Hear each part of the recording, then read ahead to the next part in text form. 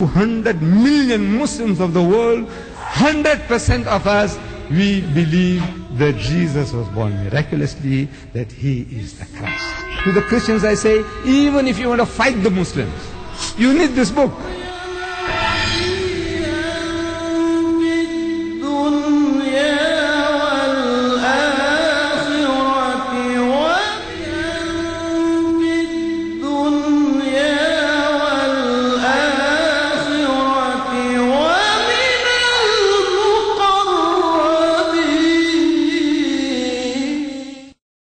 আজকে আমরা বেশ সৌভাগ্যবান।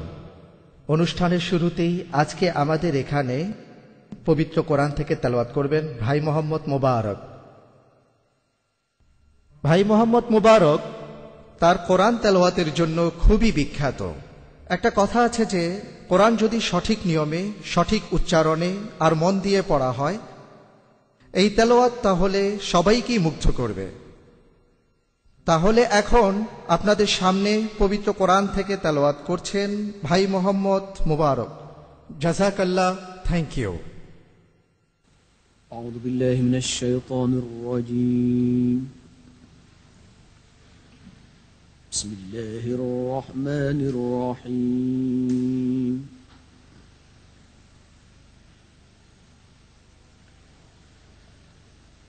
وإذ قالت الملائكة يا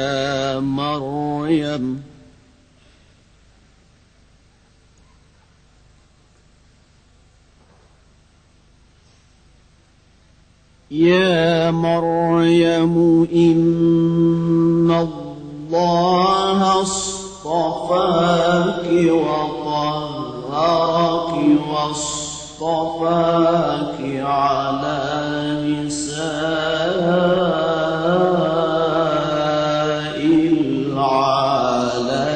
العالمين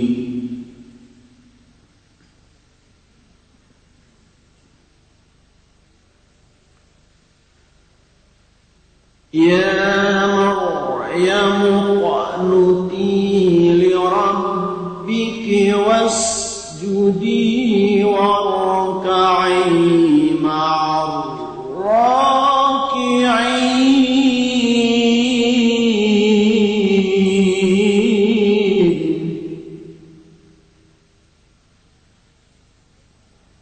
ذلك من أنباء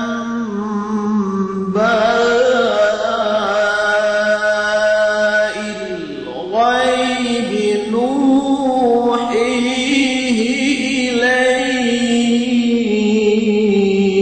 إليك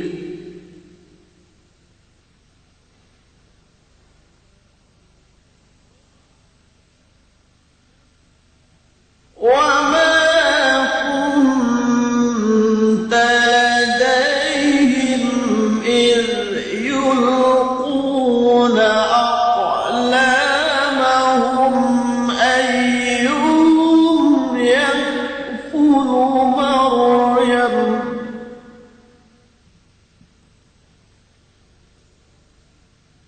ذلك من أنباء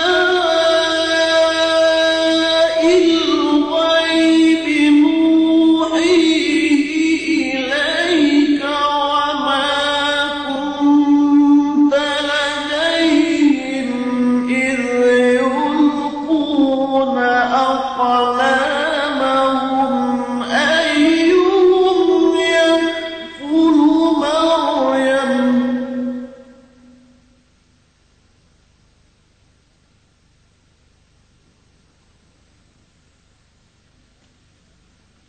وما كنت لديهم إذ يختصمون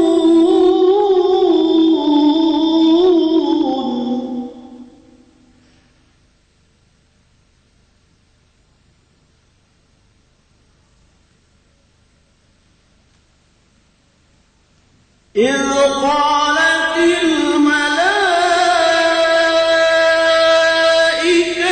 يا مريم إن الله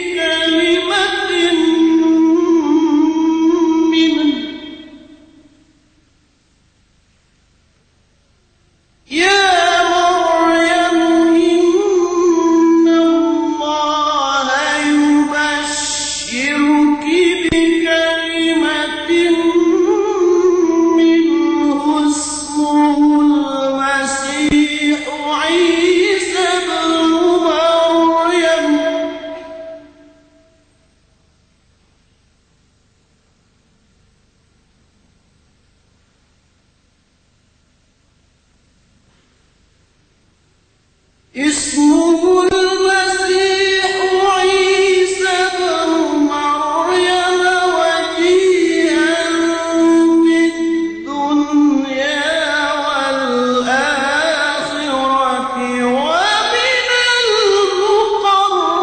المقربين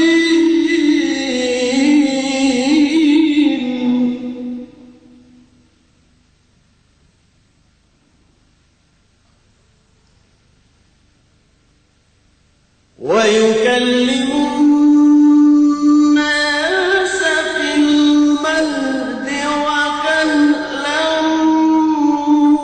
ومن الصالحين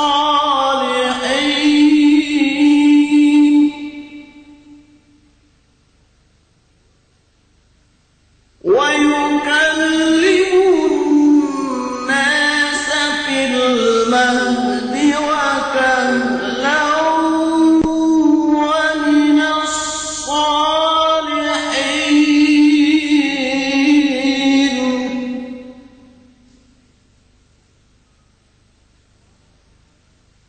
قالت رب أنى يكون لي ولد ولم يمسسني بشر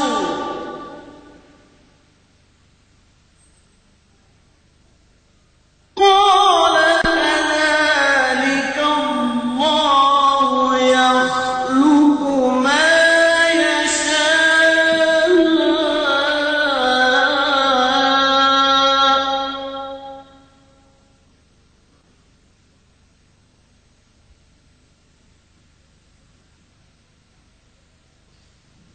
إذا قضى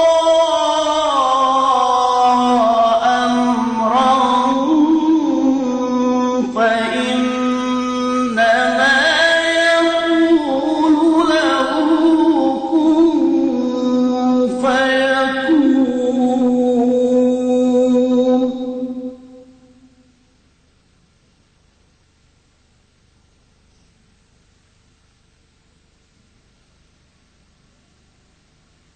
إذا قضى أمرا فإنما يقول له كن فيكون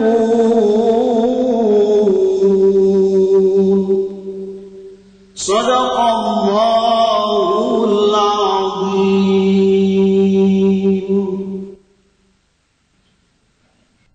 আমি মহান আল্লাহর কাছে শয়তান হইতে পরিত্রাণ চাইতেছি। পরম করুণাময় আল্লাহর নামে শুরু করিতেছি। স্মরণ করো, ফিরিস্তাগণ বলিয়াছিল, হে মরিয়ম, আল্লাহ তোমাকে মনোনীত ও পবিত্র করিয়াছেন, বিশ্বের নারীগণের মধ্যে তোমাকে মনোনীত করিয়াছেন। হে মরিয়ম, তোমার প্রতিপালকের অনুগত হও ও সিজদা করো, এবং যাহারা রুকু করে তাহাদের সহিত রুকু করো। ইহা একটি অদৃশ্য বিষয়ের সংবাদ, এবং ইহা সম্পর্কে তোমাকে অভিহিত করিতেছি ওহী দ্বারা। মরিয়মের তত্ত্বাবধানের দায়িত্ব গ্রহণ নিয়ে তাহারা যখন কলম নিক্ষেপ করিতেছিল, তুমি তখন তাহাদের মধ্যে ছিলে না, এবং তাহারা যখন বাদ অনুবাদ করিতেছিল, তখনও তুমি ছিলে না। স্মরণ করো, ফিরিস্তাগণ বলিল, হে মরিয়ম, নিশ্চয়ই আল্লাহ তোমাকে তাহার পক্ষ হইতে একটি কালেমার সুসংবাদ দিতেছেন। তাহার নাম হইবে যীশু খ্রাইস্ট, ঈসা, মরিয়মের পুত্র। সে এই দুনিয়ায় এবং আখিরাতে সম্মানিত হইবে, এক আল্লাহর সান্নিধ্য প্রাপ্তদের অন্যতম হইবে। সে দোলনায় থাকা অবস্থায় এবং পরিণত বয়সে মানুষের সহিত কথা বলিবে, এবং সে হইবে পুণ্যবানদের একজন। মরিয়ম বলল, হে আমার প্রতিপালক, আমার সন্তান হইবে কিভাবে? আমাকে কোনো পুরুষ স্পর্শ করে নাই। তিনি বললেন, এভাবেই আল্লাহ যাহা ইচ্ছা তাহাই সৃষ্টি করেন। যখন তিনি সৃষ্টি করতে স্থির করেন, তিনি তখন বলেন, হও, এবং উহা হয়ে যায়। সাদাকাল্লাহুল আযীম। আসসালামু আলাইকুম। সবার উপর আল্লাহর শান্তি বর্ষিত হোক। আজকে আমার জন্য আর এখানকার সব মুসলিমদের জন্য একটি বিশেষ দিন। আমাদের এই অস্ট্রেলিয়ায় শেখ আহমদ দিদাত এসেছেন আমাদের সাথে বিভিন্ন কথা বলতে। আমি আল্লাহ সুবহানাহু ওয়া তাআলাকে ধন্যবাদ আর তাঁর কাছে দোয়া করি আজকের অনুষ্ঠানটা যেন সফল হয়। শেখ আহমদ দিদাত অস্ট্রেলিয়া এসেছেন, খ্রিস্টানদের বোঝাতে এসেছেন ইসলাম ধর্ম আসলেই কি বলে। পাশাপাশি তিনি আমাদের মুসলিমদেরও দেখিয়ে দেবেন কিভাবে আমাদের দায়িত্ব পালন করব। অন্য ধর্মের মানুষদের কাছে এটা হলো ইসলামের দাওয়া। আর সবচেয়ে ইম্পর্টেন্ট ব্যাপার হলো তিনি আমাদের বোঝাতে পারেন যে মুসলিমরা তাদের ধর্ম নিয়ে গর্ব করতে পারে। আমরা একজন স্রষ্টাকেই মানি, আল্লাহ তাআলা। সকল প্রশংসা শুধুমাত্র তার জন্যই।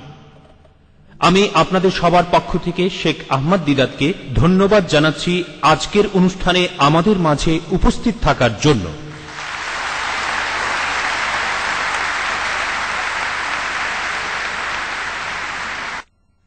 লেডিজ অ্যান্ড জেন্টলম্যান, এখন আসছেন শেখ আহমদ দিদাত।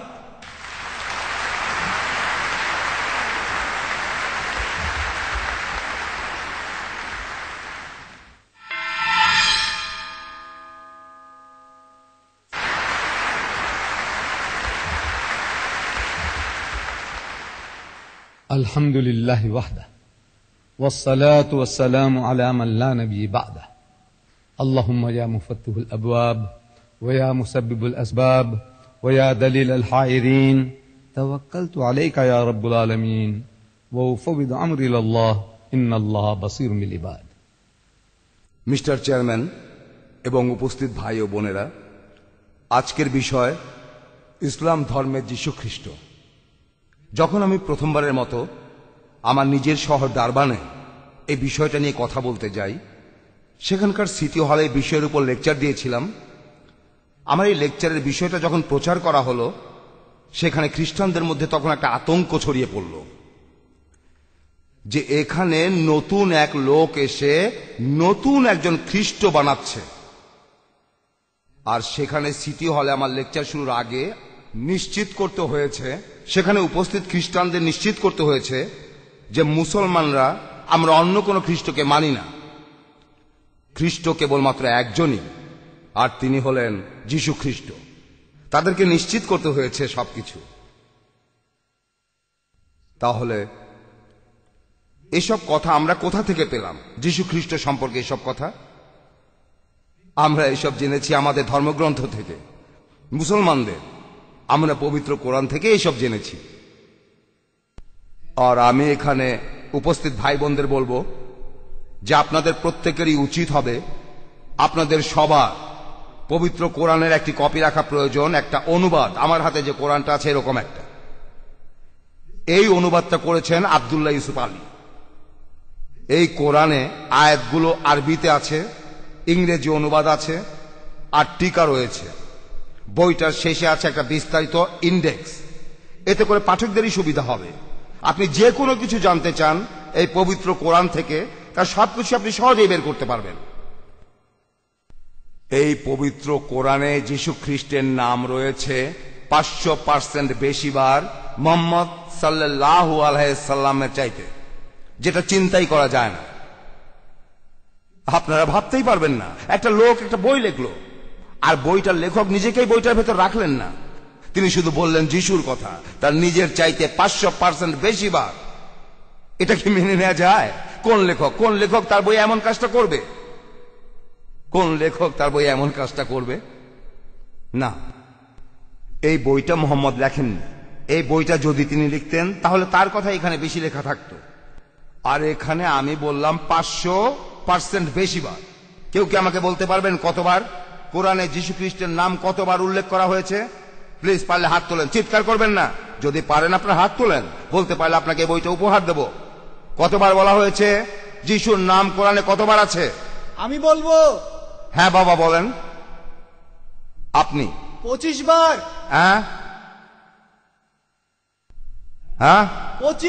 25 বার, ঠিক বলেছেন। মোহাম্মদের নাম কোরআনে 5 বার আছে, সব মিলিয়ে 4 বার আছে মোহাম্মদ, আর 1 বার আছে আহম্মদ, যেটা আমাদের প্রিয় নবী মোহাম্মদের আরেকটি নাম। সব মিলিয়ে 5 বার। যিশু 25 বার। এই ব্যাপারটা অদ্ভুত। এখন সেটা কিভাবে বের করবেন? এই বইটা তো 2000 পৃষ্ঠার বই। আপনি এভাবে বইয়ের পাতা উল্টাবেন, যিশুকে খুঁজে বেড়াবেন, যিশু যিশু, আপনি হয়তো সবগুলো মিস করতে পারেন। এভাবে খুঁজতে থাকলে আপনি 25টার সবগুলো মিস করতে পারেন। না, আপনাকে যেটা করতে হবে, এই বইয়ের ইন্ডেক্সে যাবেন, বইয়ের পেছনেই খুঁজে পাবেন এই ইন্ডেক্সটা, খুব বিস্তারিত ইন্ডেক্সে ভালো করে খোঁজেন। আর ডিকশনারি দেখার মতো জিসাস নামটা খুঁজবেন যে অক্ষর দিয়ে। কোরআনে জিসাস সম্পর্কে যা আছে তার সব একেবারে আপনার আঙ্গুলের ডগায়। আমি ইন্ডেক্সটা খুলছি, প্রথম আইটেমটা পেলাম। প্রথম আইটেম জিসাস, এর হেডিং হলো জিসাস, একজন ন্যায়পরায়ণ নবী, আল্লাহর একজন প্রেরিত দূত। সূরা আনামের 85 নম্বর আয়াত। এরপর আছে যিশুর জন্মের কথা, 2 জায়গায় উল্লেখ আছে। সূরা আল ইমরান 3 নম্বর পারার 43 থেকে পরবর্তী আয়াতে, সূরা মারিয়ামের 23 থেকে পরবর্তী আয়াতে। এভাবে আপনার ইন্ডেক্স দেখে খুঁজবেন, যিশুর ব্যাপারে সবকিছু সহজেই জানতে পারবেন। আপনাকে একেবারে প্রথম থেকে বইটা দেখে যেতে হবে না, পৃষ্ঠার পর পৃষ্ঠা খুঁজতে হবে না। যদি যিশুর কথা জানতে চান বা মোহাম্মদের কথা জানতে চান, অথবা যদি মুসা আলাইহিস সালামের কথা জানতে চান, আপনারা জীবনের সবচেয়ে বড় ধাক্কাটা খাবেন যদি আপনাদের বলি যে আল্লাহর আরেকজন প্রিয় নবী হযরত মুসা আলাইহিস সালাম, আমরা এই নামে ডাকি মোজেস, আল্লাহর নবী মোজেস। আমার মনে হয় না কেউ বলতে পারবে এই বইতে তার নাম কতবার বলা হয়েছে। তিনি নাকি ইহুদিদের নবী। না না, তিনি আমাদেরও নবী। কিন্তু লোকজন তারা বলে যে মুসা ইহুদিদের নবী। ঠিক আছে, তিনি ইহুদিদের নবী। কোরআনে মুসার নাম কতবার উল্লেখ করা হয়েছে? যদি আপনাদেরকে বলতে পারেন, এই বইটাই তাকে উপহার দেব। আপনাদের কেউ কি বলতে পারবেন, কাছাকাছি বলতে পারবেন পবিত্র কোরআনে মুসা আলাইহিস সালামের নাম কতবার বলা হয়েছে? এখানে আমি বলবো, আমি কতবার? 52 বার। 52 বার। আর কেউ বলবেন? যদি কেউ পারেন, লেকচার শেষে কোরআনটা তাকে উপহার দেব। যদি কেউ সঠিক নম্বরটার চাইতে 10 কম বা বেশি বলেন তাহলেও চলবে, সঠিক নম্বরটার দরকার নেই। কোনো চেঁচামেচি করবেন না, শুধু আপনার হাত তুলুন। আমি। আপনি? 100 বার। হ্যাঁ, 100 বার। 100 বার না, আপনি? 20 বার। হ্যাঁ, 20 বার। আর একজন বললেন 20, একজন বললেন 20। আর কেউ কি বলবেন? না, আমার মনে হচ্ছে কোরআনটা দক্ষিণ আফ্রিকায় নিয়ে যেতে হবে। সব মিলিয়ে 136 বার, সব মিলিয়ে 136 বার মুসা আলাইহিস সালামের নাম এই বইতে আছে। আর আপনারা সবাই মনে করেন যে আমরা খ্রিস্টের বিরুদ্ধে, আমরা ইহুদিদের বিরুদ্ধে। এই বই ইহুদি বিরোধী না, খ্রিস্টান বিরোধীও না। আপনারা এই বইটাকে এতদিন ভুলভাবে দেখে এসেছেন। একটা জোগাড় করেন, মুসলিম আর অমুসলিম সবাইকে বলছি এটার দরকার আছে। আর খ্রিস্টানদের বলছি, যদি আপনারা মুসলিমদের সাথে যুদ্ধ করতে যান, এই বইটা আপনাদের দরকার। কারণ এই বইটা আপনাদের বলবে কিভাবে মুসলমানরা চিন্তা করে। এভাবে আপনাদের যুদ্ধ কৌশল ঠিক করে নিতে পারেন যদি এই বইটা পড়া থাকে।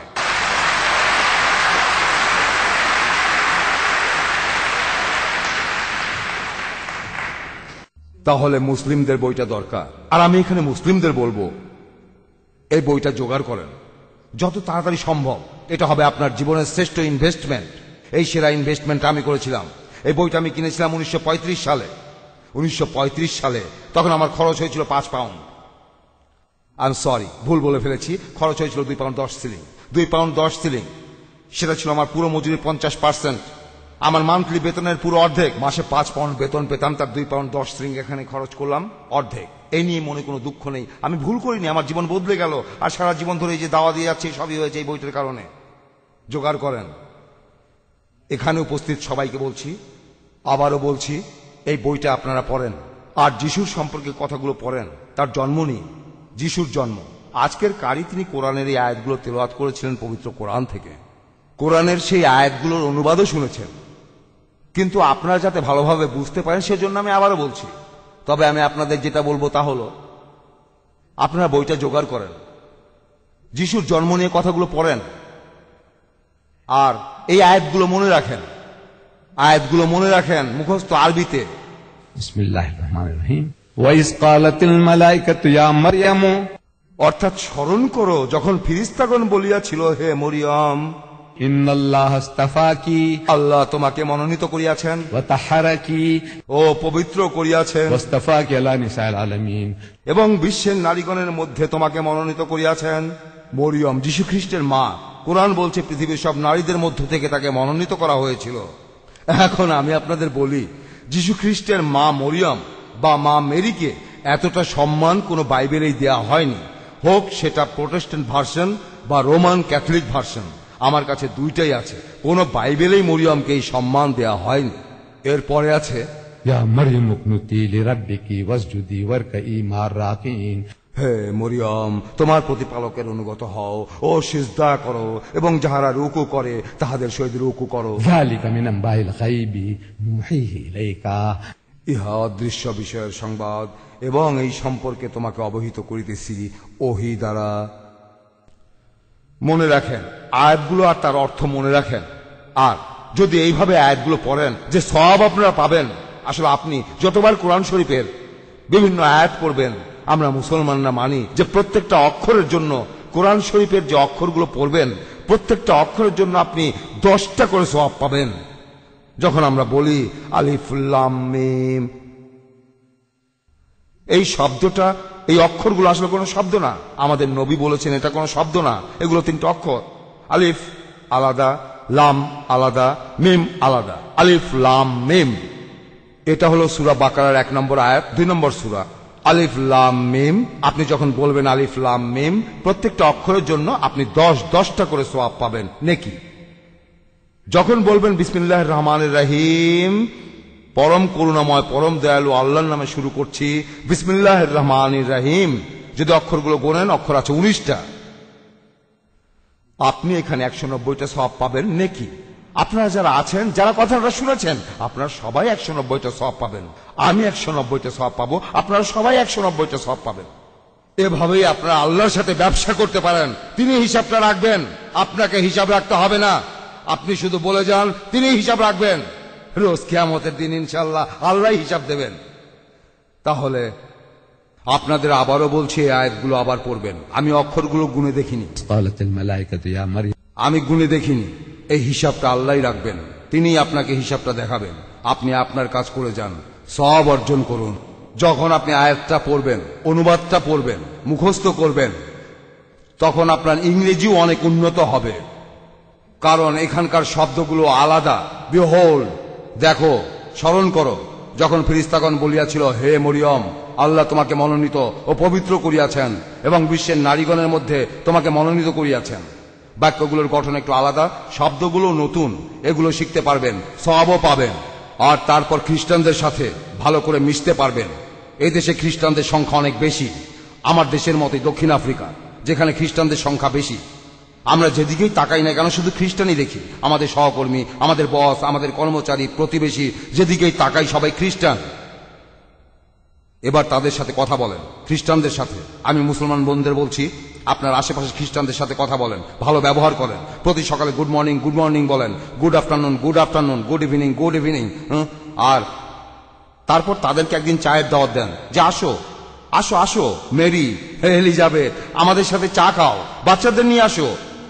আমি এখন বলি, আমাদের এই চার সামোসা, আমাদের এই চার ভেজি আইসক্রিম কি করতে পারে আপনারা কল্পনাও করতে পারবেন না। দক্ষিণ আফ্রিকাতে মালয়রা তারা চায়ের সাথে কুচি স্টার দেয়, আপনারা জানেন কিনা জানি না। আপনাদের হয়তো অন্য কোনো বিশেষত্ব আছে। বিভিন্ন দেশের মুসলিম মহিলা, যেমন ইন্দোনেশিয়া, মালয়েশিয়া, বা হতে পারে বাংলাদেশ বা অন্য দেশ, আপনাদের কিছু বিশেষত্ব আছে। আর লেবানন, বিভিন্ন ধরনের মিষ্টি, এগুলোই আমাদের স্পেশালিটি, আমরা সবাই। আর প্রত্যেক মানুষের স্পেশালিটি একেবারে আলাদা। তাদের খাওয়ান, দাওয়াত করেন, তাদের একবার দাওয়াত করেন, খাবার দিয়ে আটকে ফেলুন। আপনাদের বলি, দক্ষিণ আফ্রিকাতে আমাদের লোকজন আমাদের খাবার দিয়ে সবাইকে আটকে ফেলেছি, হোক সাদা চামড়া, আফ্রিকান, কালো মানুষ, সবাইকে। কারণ আমাদের রান্না অন্যদের চেয়ে আলাদা। আর সব মানুষ, আসলে সব মানুষই এই খাবার গোগ্রাসে গেলে চেটে পুটে খায়। আমাদের খাবার এগুলো না খেয়ে পারা যায় না। এই লোকদের খাবার দিয়ে আটকে ফেলেন। মানুষের হৃদয়ে ঢোকার সবচেয়ে ভালো উপায় আগে তার পেটে ঢোকা, এর চাইতে ভালো কোনো উপায় নেই। আর এখন আমি আপনাদের বলি, আমাদের নবী করিম সাল্লাল্লাহু আলাইহি সাল্লামের এমন ঘটনা ঘটেছিল, তিনি এই কথা বলে গিয়েছেন, কিন্তু এটার কথা কেউ বলে না। কিন্তু এখন আপনাদের বলছি, এই কাজটা করবেন। আপনি আপনার প্রতিবেশীকে ডাকবেন, তারপর চা খাওয়ার সময় বলবেন, বোন তুমি কি কোরআন পড়েছো? সে বলবে না। তুমি কি কোরআন শরীফ দেখবে? এতে ইংরেজি অনুবাদও আছে। সে বলবে হ্যাঁ দেখব। এখানে কেউ বলবে না সে দেখতে চায় না। এটা মানুষের বৈশিষ্ট্য, আমরা স্বভাবতই একটু কৌতূহলী। তাহলে সে দেখতে চাইবে, এই সম্ভাবনাই বেশি। আপনি কোরআন টানবেন, সূরা আল ইমরান বের করবেন 43 নম্বর আয়াত, আর আপনি যদি আরবি পড়তে পারেন তাহলে আরবিতেই পড়েন, তাদের সামনে আরবিতে পড়েন। আপনি নিজেও জানেন না এই আরবি তাদের কি করতে পারে। এটা আল্লাহর কালাম, এটা সবাইকে একটা ঝাঁকি দেবে, বন্ধু শত্রু সবাইকে। আল্লাহ আমাদের বলেছেন যে যখন কোরআনের আয়াতগুলো কাউকে শোনানো হবে, খাঁটি মানুষ হলে তার চোখ বেয়ে পানি ঝরে পড়বে। আমি নিজেই দেখেছি রোমান ক্যাথলিকরা, বিশেষ করে রোমান ক্যাথলিকরাই তাদের সামনে কোরআন পড়েন। বিসমিল্লাহির রহমানির রহিম ওয়া ইয ক্বালাতিল মালাইকাতু ইয়া মারইয়াম, আর অর্থ বলেন, অনুবাদ করেন, এভাবেই বলে যান আর অর্থ বলেন, তাদের শুনতে দিন। এভাবে তারা মুসলিম হয়ে যাবে না। সারা জীবন ধরে তারা যা শিখেছে আর সংস্কার, এগুলো মাত্র এক কাপ চা নাস্তা দিয়ে সারানো যাবে না। তারপরও তাদের সাথে কথা বলেন যে কোরআনে যীশুখ্রিস্ট সম্পর্কে এই কথাই আছে যে তিনি সৃষ্টিকর্তার একজন প্রেরিত দূত। যীশুখ্রিস্টের অলৌকিক জন্মটাকেও বিশ্বাস করি, এখানে তার অলৌকিক জন্ম নিয়ে বলা হয়েছে। আর 1977 সালে এই ব্যাপারে আমার একটা অভিজ্ঞতা হয়েছিল। 1977 সালে আমি ইন্দোনেশিয়া যাওয়ার প্ল্যান করেছিলাম, আমি এখনো যেতে পারিনি। এখানে ইন্দোনেশিয়ান ভাই যারা আছেন তারা হয়তো জানেন 1977 সাল থেকে আমি ইন্দোনেশিয়া যাওয়ার প্ল্যান করছি, একটা মুসলিম দেশ, কিন্তু এখন পর্যন্ত যেতে পারিনি। 77 সাল। আর যখনই আমি অন্য কোনো দেশে যাই, আমি সেই দেশের ভাষা কিছুটা হলেও শেখার চেষ্টা করি আন্তরিকভাবে। এটা আমার শখ, ভাষা শিখতে ভালো লাগে। এভাবে আমি 20টা আলাদা ভাষায় কথা বলতে পারি। ভাবছেন আপনাদের ফাঁকি দিচ্ছি? কোন ভাষা শুনতে চান? স্প্যানিশ, ফ্রেঞ্চ, সুদানের ডিঙ্কা উপজাতীয়দের ভাষা থংজাং, ডিঙ্কা ভাষা, ডিঙ্কা উপজাতীয়দের ভাষা সোয়াহিলি, ইংলিশ, আফ্রিকান, জুলু। কোন ভাষা শুনতে চান? হিব্রু। কোন ভাষা শুনতে চান? ইন্দোনেশিয়ান।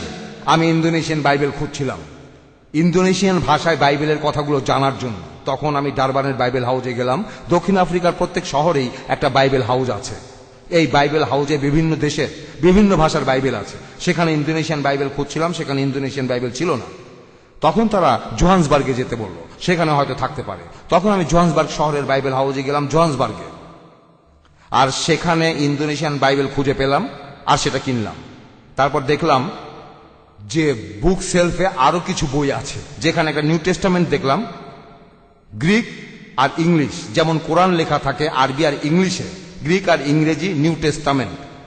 আমি তখন সেলফ থেকে বাইবেলটা নামালাম, তারপর পাতা উল্টাতে থাকলাম। তখন সেই বাইবেল হাউসের সুপারভাইজার আমাকে খুব আশ্চর্যভাবে দেখতে লাগলো। আমার মাথায় একটা টুপি আছে আর মুখে দাড়ি। সে ভাবছিল যে এই লোক এত দামি বইটা নিয়ে কি করছে, এই বাইবেলটা অনেক দামি।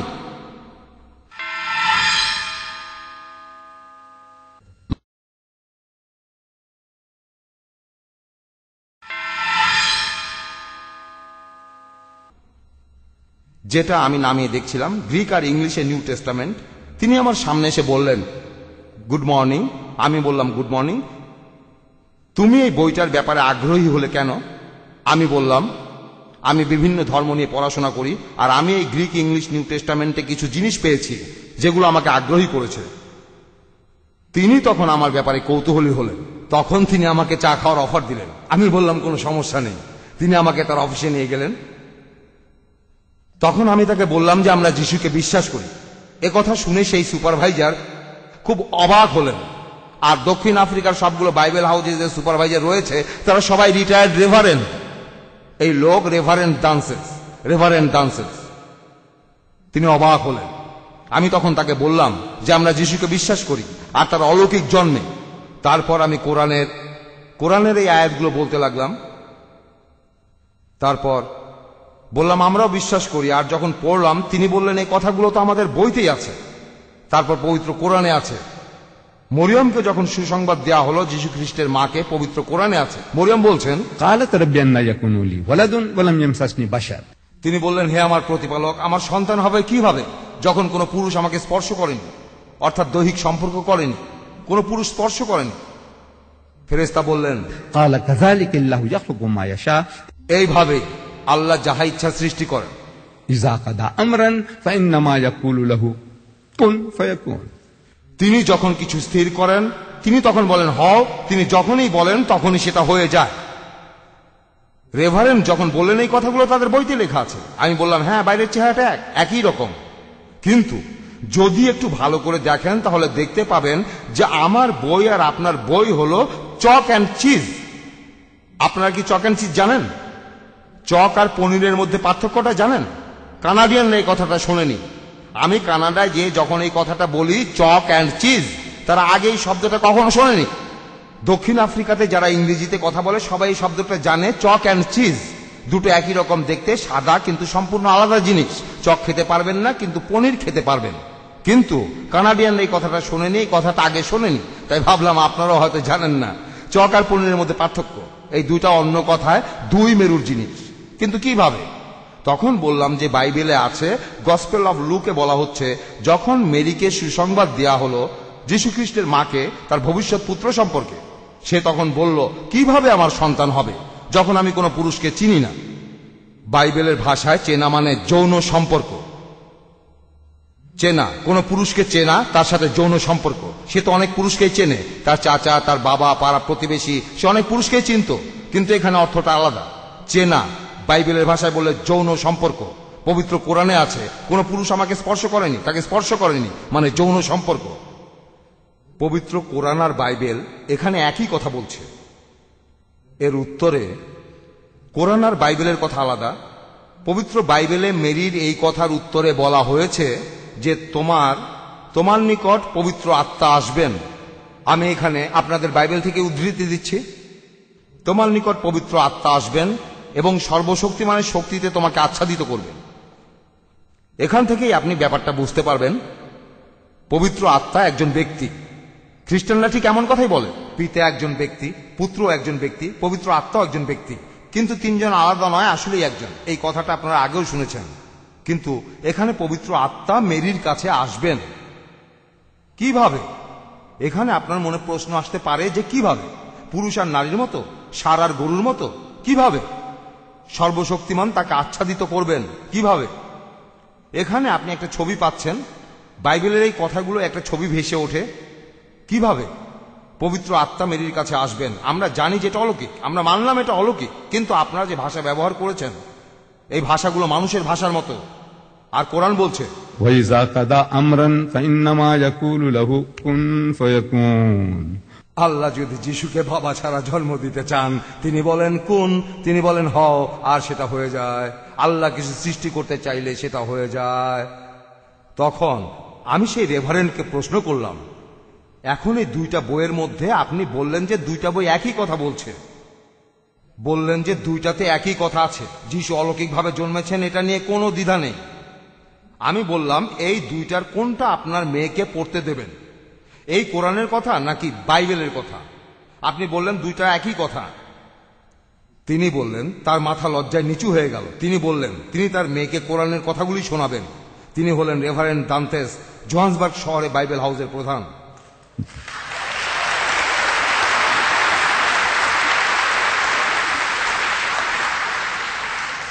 আপনারা এগুলো আপনাদের খ্রিস্টান বন্ধু আর প্রতিবেশীদের দেখাবেন, বস আর কর্মচারীদের দেখাবেন, তারপর দেখেন কি হয়।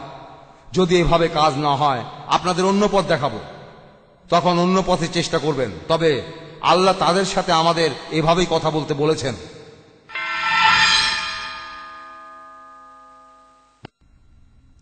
তাহলে এখানে গল্পটা হলো যীশুখ্রিস্টের মাকে নিয়ে। এখানে যে গল্পটা আছে সেটা হলো মেরির মা অনেক দিন ধরে নিঃসন্তান ছিলেন। সে আল্লাহর কাছে প্রার্থনা করল, হে প্রতিপালক, আমাকে একটি সন্তান দাও, আমি সেই সন্তানকে দিয়ে মন্দিরে সেবা করাবো, তোমার সেবার জন্য আমি তাকে উৎসর্গ করব।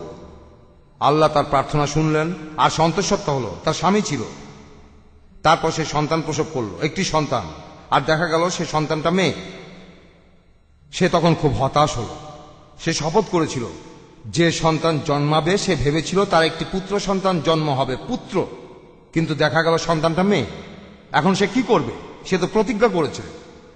সে কিছুদিন অপেক্ষা করলো, আর মেরি যখন একটু বড় হলো, সে যখন নিজের যত্ন নিতে পারে, নিজের কাজগুলো করতে পারে, মা তখন তাকে মন্দিরে নিয়ে গেল সেখানে রাখার জন্য। আর জেরুজালেমের সেই মন্দিরের পুরোহিতরা তারা এই সুন্দর বাচ্চাটাকে দেখল, সবাই তার গডফাদার হতে চাইল। গডফাদার শব্দটা জানেন? পশ্চিমারা এইভাবেই বলে থাকে, এখানে গডফাদার মানে অভিভাবক। সবাই বলতে লাগলো, আমি তোমার মেয়েকে দেখব, আমি তোমার মেয়ের গডফাদার হব, আমি তাকে দেখব। প্রতিযোগিতা শুরু হয়ে গেল। তখন তারা টস করা শুরু করলো, হেড না টেল, হেড না টেল। আর সে সময় জাকারিয়ার পালা এলো, আর জাকারিয়াই টসে জিতলেন। তিনি জন দ্য ব্যাপটিস্টের বাবা, তিনি টসে জিতলেন। কিন্তু এই ধরনের ব্যাপারে সবসময় একটা বিতর্ক থাকে। ঠিক মতো গুটিটা ফেলা হয়নি, যে গুটিটা কারসাজি করে ফেলা হয়েছে, তারা তর্ক করতে লাগলো। কোরআন বলছে, পবিত্র কোরআনে আছে, হে মোহাম্মদ, তুমি সেখানে ছিলে না যখন তারা ভাগ্য নির্ধারণের তীর ছুটছিল যে তাদের মধ্যে কে মেরির দায়িত্ব নেবে। তুমি তখন ছিলে না যখন তারা এই ব্যাপারে তর্ক করছিল। কিভাবে তুমি এসব জানতে পারলে? কিভাবে মোহাম্মদ এসব জানলেন? তিনি নিরক্ষর মানুষ, তিনি জানেন না কিভাবে পড়তে হয় বা লিখতে হয়। তিনি কেমন করে এগুলো জানলেন? এখন আল্লাহ নিজেই উত্তর দিয়েছেন, যালিকা মিন আম্বাইল গায়বি নুহিহি ইলাইকা। ইহা একটি অদৃশ্য বিষয়ের সংবাদ, যাহা সম্পর্কে তোমাকে অবহিত করিতেছি হে রসুল এই ওহী দ্বারা। এভাবে মোহাম্মদ সব জানতে পেরেছেন। তার উপর যা নাজিল হয়েছে তিনি তো সেই কথাগুলোই বলবেন। মেরি একজন ইহুদি, যিশু খ্রিস্টের মা, তাকে পৃথিবীর সব নারীর মধ্য থেকে নির্বাচিত করা হলো। এটার কোনো অর্থ হয় না। যেখানে ইহুদিরা আরবদের নিচু চোখে দেখেছে 3000 বছর। আপনারা কি জানেন নবী ইব্রাহিমের দুইজন স্ত্রী ছিল, সারা আর হাজেরা, সারা আর হাগার। এখানে ইহুদিরা বলে যে আমরা সারার সন্তান। সারার গর্ভে ইব্রাহিমের সন্তান আইজাক, আইজাকের সন্তান জ্যাকব, তার সন্তান জুডাস, জুডাস আর তার 5 ভাই, ইসরায়েলের 12টা গোত্র জেকব, তারপরে ইসরায়েলের 12টা গোত্র। এভাবে আসলে ইহুদিরা মনোনীত সম্প্রদায়। এই সম্প্রদায় এসেছে ইব্রাহিমের অভিজাত বংশ থেকে, আইজাকের মাধ্যমে। ইসমাইল হল হাগারের সন্তান, বিবি হাজেরা। ইসমাইল তার প্রথম সন্তান, তার মাধ্যমে আরবরা এসেছে। আজকের দিনের আরবরা, নবী ইব্রাহিম তিনি ইহুদিদের পিতা, আরবদেরও পিতা। কিন্তু ইহুদিরা আরবদের নিচু চোখে দেখত 3000 বছর ধরে। এই আরবদের তারা বলতো হাগারিন। তাদের সাহিত্যকর্মে তারা আরবদের বলতো হাগারিন, অর্থাৎ হাগারের সন্তানেরা, বিবি হাজেরা। আর ইসলাম ধর্ম হলো হাগারিজম, হাগারের সন্তানদের ধর্ম বা আরবদের হাগারিজম। এই নামগুলো তারাই আমাদের দিয়েছে। ইহুদিরা আমাদের জ্ঞাতি ভাই। তারপর মোহাম্মদ এক ইহুদি মহিলাকে অনেক সম্মান দিচ্ছেন। এটা একেবারে অবিশ্বাস্য, বিশ্বাস করা যায় না। যদি মোহাম্মদই কোরআন লিখে থাকবেন তাহলে এমন কথা লিখবেন কেন? এটা খুবই হাস্যকর, ব্যাপারটা হাস্যকর। তিনি খ্রিস্টানদের আর আরবদের ছোট করছেন। তারা আশা করতে পারে কোন আরব মহিলাকেই সম্মান দেওয়া হবে, যে কোনো আরব মহিলাকে। এখানে মোহাম্মদ নিজের মাকেই সম্মান দেননি, নিজের স্ত্রীকে দেননি, মেয়েকে দেননি। আমরা মানি নবীজির মেয়ে ফাতিমা, তিনি বেহেশতে সব নারীদের নেতৃত্ব দেবেন। কিন্তু ফাতিমার নাম এই কোরআনের কোথাও লেখা নেই, তার নাম এখানে লেখাই নেই। মুহাম্মাদের মায়ের নাম এখানে নেই, তার একজন স্ত্রীর নামও কোরআনে লেখা নেই। এই বইটা খুব অদ্ভুত। আর লোকজনও ধাঁধায় পড়ে যায়।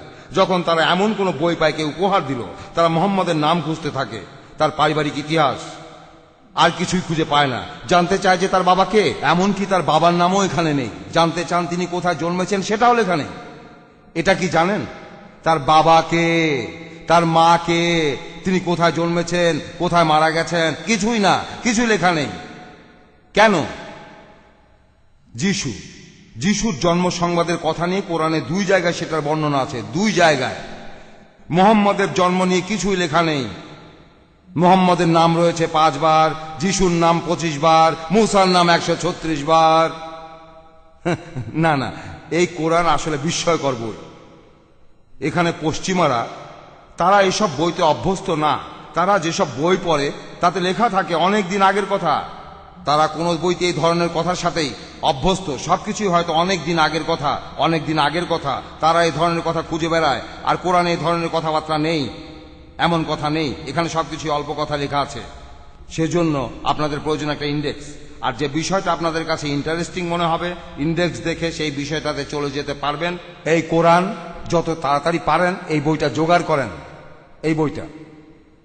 এখন আমরা মুসলিমরা বিশ্বাস করি যে যীশু খ্রিস্ট সৃষ্টিকর্তার প্রেরিত রাসূলদের মধ্যে একজন, যে তিনিই হলেন মসীহ, আমাদের ত্রাণকর্তা, যার অর্থ খ্রিস্ট। এরপর ৪৫ নম্বর আয়াতে, ৪২ আয়াতে শুরু করেছিলাম, এখন ৪৫ আয়াত কোরআনে উল্লেখ করা আছে। قالتিল মালায়েকাতু ইয়া মারইয়াম স্মরণ করো যখন ফেরেশতা বলল, হে মরিয়ম, ইন্নাল্লাহা ইউবাশশিরুকি বিকালিমাতিন মিনহু, আল্লাহ তোমাকে একটি কালেমার সুসংবাদ দিতেছেন তাহার পক্ষ হইতে। খ্রিস্টানরা বলবে যীশু ঈশ্বরের কথা বলেন, মুসলিমরা বলে আল্লাহর পক্ষ হইতে। তাহার নাম হইবে মসীহ, খ্রিস্ট। আরবিতে মসীহ, হিব্রুতে মেসায়া, অনুবাদ করলে গ্রিক খ্রিস্টোস। এখন খ্রিস্টোস একটা বড় শব্দ, তারা শেষের অসটা বাদ দিল, হয়ে গেল খ্রিস্ট। খ্রিস্ট অর্থ যার কথা বলা হয়েছে, মেসায়া মানে যার কথা বলা হয়েছে, মসীহ অর্থ যার কথা বলা হয়েছে। এই সবগুলো শব্দের অর্থ আসলে একই। ইসমুহুল মাসীহ ওয়া ঈসা ইবনু মারইয়ামা, মরিয়ম তনয় ঈসা, ওয়াজিহান ফিদ দুনিয়া ওয়াল আখিরাহ, সেই দুনিয়া ও আখিরাতে অত্যন্ত সম্মানিত হইবে, ওয়া মিনাল মুকাররাবিন, এবং সে আল্লাহর সান্নিধ্য প্রাপ্তদের অন্যতম হইবে। খ্রিস্টানরা বলে যে যীশু ঈশ্বরের ডান দিকে বসে আছেন। কোরআন বলছে যীশু আল্লাহর সান্নিধ্য প্রাপ্তদের অন্যতম হবেন। আমি আমার খ্রিস্টান ভাইদের বলবো, দেখেন, আপনারা যা বলছেন তা মেনে নিচ্ছি, তিনি ঈশ্বরের ডান পাশে বসে আছেন, তবে বাস্তবে নয়, শারীরিকভাবে নয়। আপনার ঈশ্বরের কোনো আকার নেই যে তিনি বসে আছেন একটা সিংহাসনে আর যীশু খ্রিস্ট তার ডান দিকে একটা টুলে বসে আছেন। না, এটার কোনো মানে হয় না যে সর্বশক্তিমান ঈশ্বর, যিনি এই বিশ্বজগতের স্রষ্টা, যার পাশে যীশু একটা মাছির মতো, একটা পোকা, কি বলবো আর, একটা একেবারে ছোট একটা পরমাণু, যা আর কিভাবে বলা যেতে পারে, আর কিভাবে বলতে পারি, একটা ক্ষুদ্রাতি ক্ষুদ্র ব্যাকটেরিয়া একটা টুলের উপর। এটা কোন ধরনের সম্মান? না না, আমরা প্রাচ্যের লোকেরা যখন আমরা ডান হাতের কথা বলি, আমরা এটা সম্মান দেখাতে বলি। এ লোক আমার ডান হাত, তার মানে এই নয় সে আমার ডান পাশে বসে আছে, সে আমার বাম পাশেও বসে থাকতে পারে, সে আমার পেছনে থাকতে পারে, আমার সামনেও থাকতে পারে, সে আমার ডান হাত। আমার কথা বলতে হবে, একটা সমস্যা হয়েছে, আমি কিছু আলোচনা করব, আমি আমার ডান হাতের সাথে আলোচনা করি, কিন্তু যে আমার ডান হাত সে বাম পাশে বসে আছে। না না, এই কথাগুলো দিয়ে আমরা বোঝাই যে কোনো লোক খুব গুরুত্বপূর্ণ জায়গায় বসে আছে, আমার খুব কাছে। এখানে আসলে এই কথাটাই বোঝানো হচ্ছে। তাহলে বলা হচ্ছে ডান হাত, যীশু খ্রিস্ট ঈশ্বরের ডান পাশে বসে আছে, কিন্তু যীশু বাস্তবে বসে নেই, তাকে সম্মান দেওয়া হচ্ছে। যীশু খ্রিস্ট আসলে ডান দিকে বসে নেই।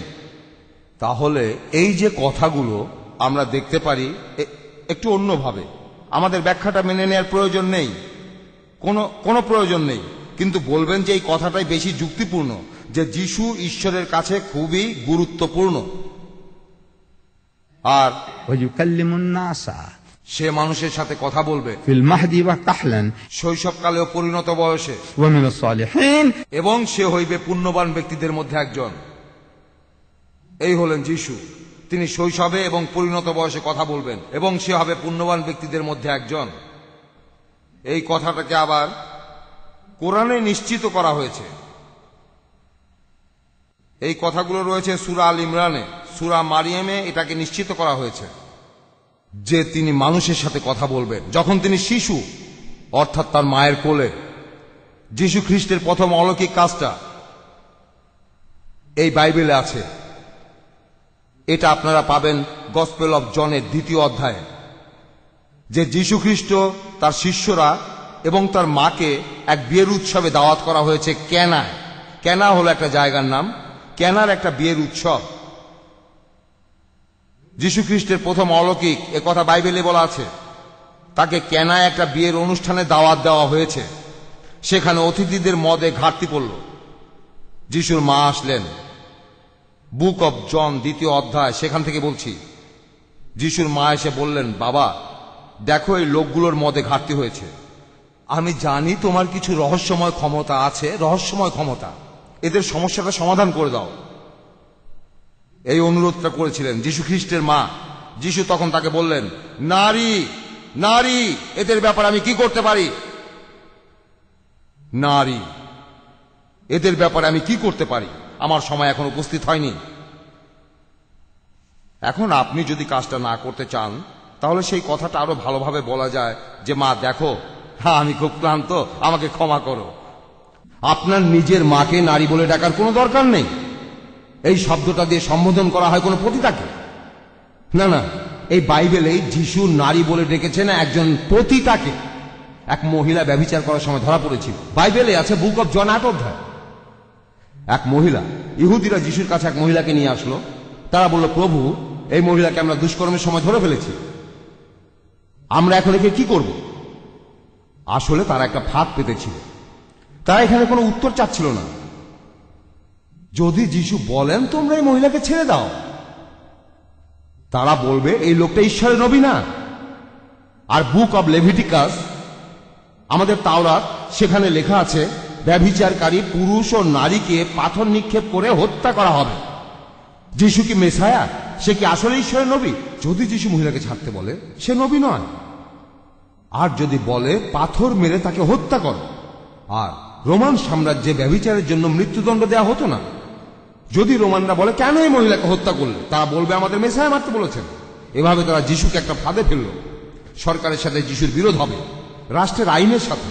এখানে ইহুদিরাই জিতবে। হেড পড়লে আমি জিতবো, টেল পড়লে তুমি হারবে। যিশু তখন কি করবেন? তিনিও একজন ইহুদি। আর এই ইহুদিরা সবাই এক একটা জিনিয়াস। আমি বলছি আপনাদের, না না, তারা আমাদের জ্ঞাতি ভাই। তারা বুদ্ধির খেলায় আমাদের হারিয়ে দিয়েছে।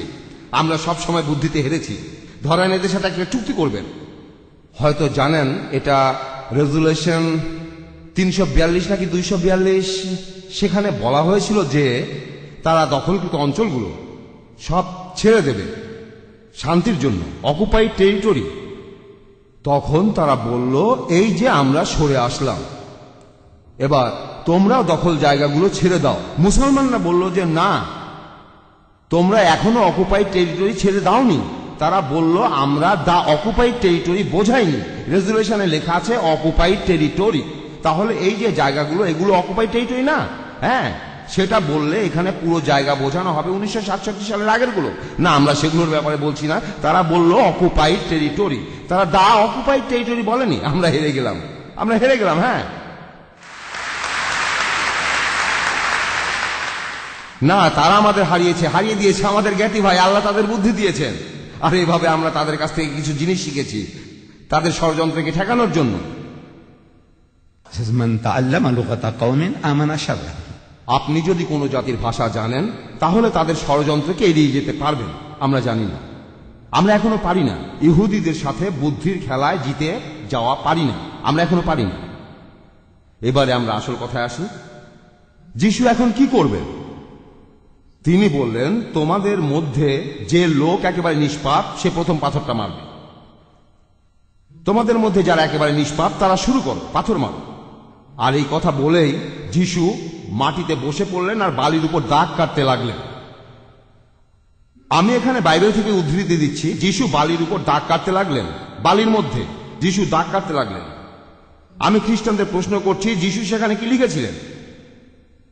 কেউ জানে না। আমি আপনাদের বলি, আমার সারা জীবনে এমন কোন খ্রিস্টানকে পাইনি যে বলতে পেরেছে যিশু কি লিখেছিলেন।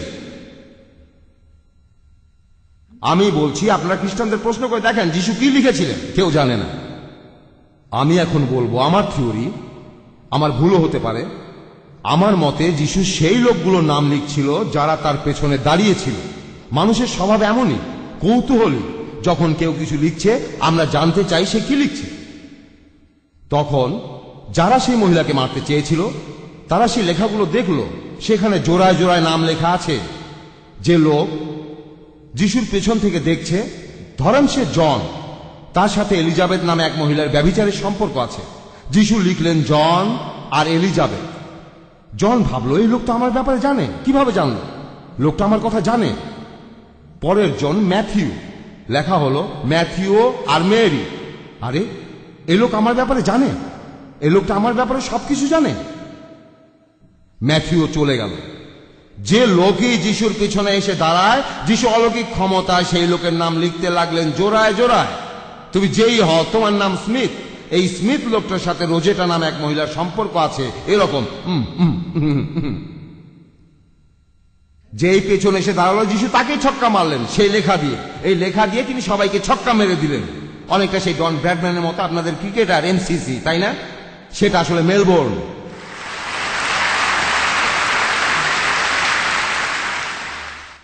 আমি আপনাদের ডন ব্র্যাডম্যান সম্পর্কে একটা মজার কথা বলি। সে সময় আমি স্কুলে পড়াশোনা করি। আমি তখন খবরের কাগজে পড়লাম যে এমসিসি ইংল্যান্ডে খেলতে এসেছে। ইংল্যান্ডে তখন সব জায়গায় এমসিসি এমসিসি। আমি সেটাকে ভাবলাম মুসলিম ক্রিকেট ক্লাব।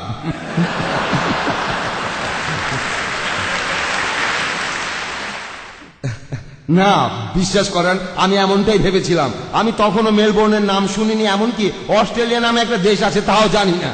তখন বয়স কম, তাই ভাবলাম ডন ব্র্যাডম্যান, এমসিসি এমসিসি। আমি সাপোর্ট করলাম, তাদেরকেই সাপোর্ট করলাম। কারণটা জানেন? এটা মুসলিম ক্রিকেট ক্লাব ভেবেছিলাম। তাহলে যিশু সবাইকে ছক্কা মেরে দিলেন ডন ব্র্যাডম্যানের মতো। তারপর যিশু মাথা তুললেন আর মহিলাকে জিজ্ঞাসা করলেন, এই লোকগুলো সব কোথায় গেল? যারা তোমার বিচার করতে চাচ্ছিল তারা কোথায় গেল? মহিলা বলল, প্রভু, তারা সবাই চলে গেছে।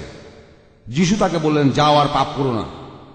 এই ইহুদিরা যিশুকে ফাঁদে ফেলতে চেয়েছিল, আর যিশুই বলেছেন এরা সবাই ব্যভিচারী, সবাইকে পাথর মেরে হত্যা করা উচিত। আর তোমরা এই মহিলার বিচার করছো? তোমরা যদি এই মহিলাকে হাতে নাতে ধরে থাকো তাহলে পুরুষটা কোথায়? পুরুষ লোকটা কোথায়? এখন বলো, পুরুষ লোকটা কোথায়? তোমরা তাকে হাতে নাতে ধরেছো, ভালো। মহিলাটা কি করছিল আর পুরুষটা কি করছিল? পুরুষ লোকটা কোথায় গেল? না না, তোমরা শুধু এই মহিলার বিচার করতে চাও। তোমরা সবাই অসৎ। যেহেতু এই মহিলা দুর্বল, তোমরা তাকে শাস্তি দিতে চাও। তাই যিশু তার মায়ের সাথে কথা বললে সে অন্যভাবে কথা বলতেন। তাকে নারী নারী বলে ডাকতেন না। একইভাবে তিনি সম্বোধন করেছেন পতিতাকে নারী। আমি বিশ্বাসই করতে পারি না। যেভাবে আপনি একজন পতিতাকে সম্বোধন করেন, একইভাবে কি আপনার মাকে সম্বোধন করবেন? আপনাদের ভাষায়, হিব্রু ভাষায় মা বলে কি কোনো শব্দ নেই?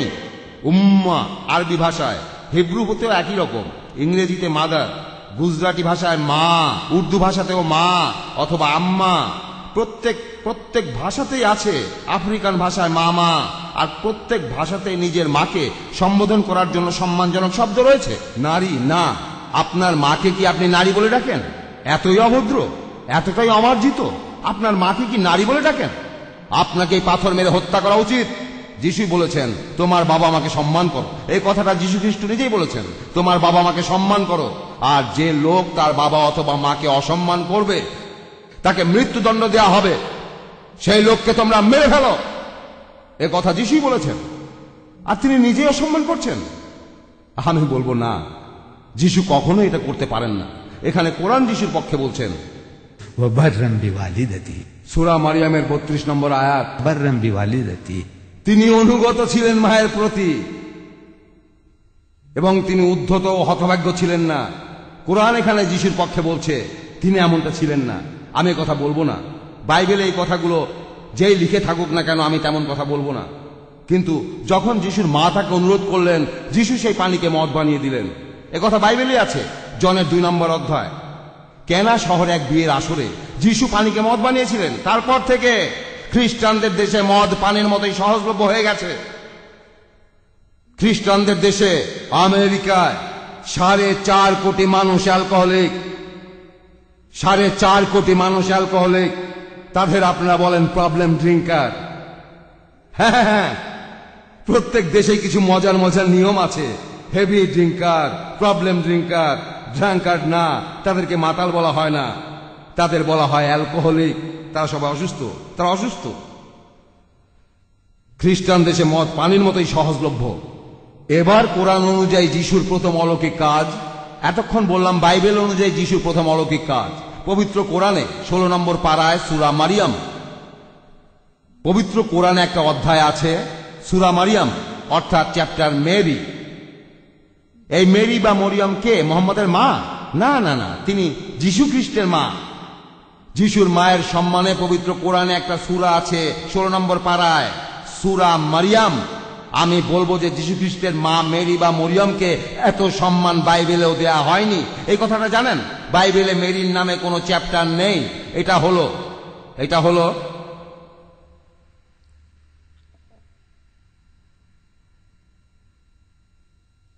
এটা হলো King James version, Protestant Bible, 66টা বই। এখানে আছে Genesis, Exodus, Leviticus, Numbers, Deuteronomy, আর তারপর Matthew, Mark, Luke, John, Peter, James, blah. এখানে মেরির নামে কোনো চ্যাপ্টার নেই, মেরির নামে কিছুই নেই। আর এই রোমান ক্যাথলিক বাইবেল একই ব্যাপার, মেরির নামে কোনো চ্যাপ্টার নেই। আর পবিত্র কোরআনে মরিয়মের নামে একটা চ্যাপ্টার রয়েছে, সূরা মারিয়াম, চ্যাপ্টার মেরি, 23 নম্বর আয়াত। মরিয়ম গর্ভধারণের পর পরিস্থিতি বেশ জটিল হয়ে গেল। কোরআন বলছে মরিয়ম পূর্ব দিকের এক শহরে চলে গেল। সন্তানের জন্ম হওয়ার পর মরিয়ম সন্তানকে নিয়ে তার নিজের গ্রামে ফিরে গেলেন। সন্তানকে কোলে নিয়ে গ্রামে গেলেন আর বললেন, فأتت به قومها تحمله। অতঃপর সে সন্তানকে লইয়া তাহার সম্প্রদায়ের নিকট উপস্থিত হইল। قالوا তাহারা বলিল, يا مريم لقد جئت شيئا فريا। হে মরিয়ম, তুমি তো এক অদ্ভুত আজব কাণ্ড করিয়া বসে আছো। তারা অবাক হলো, অদ্ভুত কাণ্ড। কারণ মেরি, আমরা যতখানি বুঝতে পারি, তার কারোর সাথে তখনও বিয়ে হয়নি। যিশুর পালক বাবা জোসেফ দা কার্পেন্টারের নাম ইসলামে বা কোরআনে কোথাও নেই, এখানে তার কোনো উল্লেখ নেই। তারা বলল, হে মেরি, তুমি তো এক অদ্ভুত কাণ্ড করিয়া বসে আছো। يا أخت هارون হে হারুনের ভগ্নী, মুসা নবীর ভাই, يا أخت هارون ما كان أبوك امرأ سوء وما كانت أمك بغيا। তোমার পিতা অসৎ ব্যক্তি ছিল না, তোমার মাতাও ব্যভিচারিণী ছিল না। তাহলে তুমি এই অবৈধ সন্তানটা কোথা থেকে নিয়ে আসলে? তুমি তো বিয়েই করনি। তোমার বাবা ভালো মানুষ ছিল, অভিজাত বংশে তোমার জন্ম হয়েছে। তোমার মাও ভালো মানুষ ছিলেন, ধার্মিক মানুষ। তাহলে তুমি স্বামী ছাড়া এই সন্তান প্রসব করলে কিভাবে? তারা আসলে বলতে চাচ্ছিল যে এই সন্তান অবৈধ। এখন মরিয়ম কি করবেন? তিনি এখানে বলতে পারতেন, আমি দৈববাণী শুনেছিলাম, তারপর আমি অন্তঃসত্ত্বা হলাম, সন্তান প্রসব করলাম। এভাবে বললে সেখানকার কেউ তার কথা বিশ্বাস করতো না, কেউ বিশ্বাস করতো না। ধরেন আপনার আপন বোন আপনার কাছে আসলো, ধরেন সে খুবই ধার্মিক, ধর্মকর্ম মেনে চলে, সে আপনার বোন। সে একদিন বলল, ভাই, আমি একটা দৈববাণী শুনেছিলাম, এখন আমার পেটে সন্তান। এটা আসলে পবিত্র আত্মা, হোলি স্পিরিট। সবসময় হোলি স্পিরিটের কাছে আমি প্রার্থনা করি, সেই হোলি স্পিরিট আমার কাছে এসেছিল। আমি এখন গর্ভবতী। আপনি তাকে বিশ্বাস করবেন? হ্যাঁ, আপনার বাবা বাসায় নেই, বিদেশ গেছেন। তখন আপনার মা বলল, আমার সোনা শোনো, আমি তোমার বাবাকে স্বপ্নে দেখেছি, আর এখন আমি গর্ভবতী হয়েছি। আপনি বিশ্বাস করবেন আপনার মাকে বা বোনকে?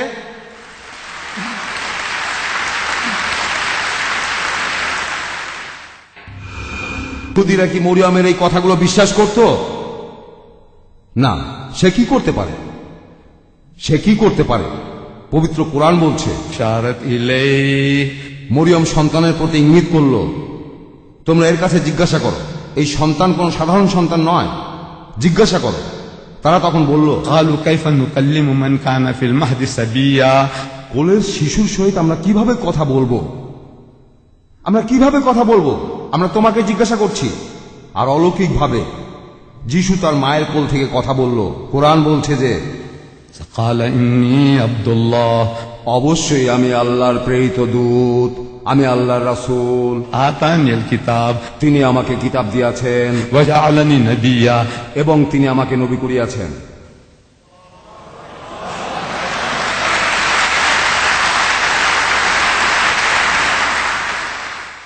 শিশু বয়সে তিনি তার মাকে সমালোচকদের হাত থেকে বাঁচিয়েছেন।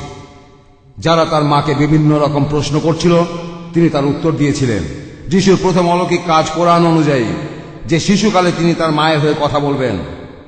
এখন আপনারাই বেছে নিন, কোনটা আপনারা বেছে নেবেন? পানিকে মদ বানানোটা যিশুর প্রথম অলৌকিক, নাকি এটা শিশুকালে তার মায়ের হয়ে কথা বলা?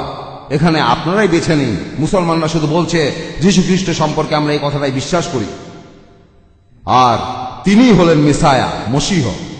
পবিত্র কোরআনে আছে, সূরা ইমরানের 45 নম্বর আয়াতে, إذ قالت الملائكة يا مريم إن الله يبشرك بكلمة منه। আল্লাহ তোমাকে একটি কালেমার সুসংবাদ দিতেছেন,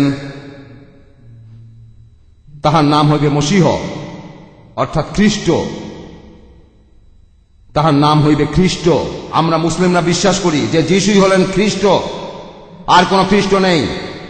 আছে মুসলমান অন্য কোন খ্রিস্টকে বিশ্বাস করে?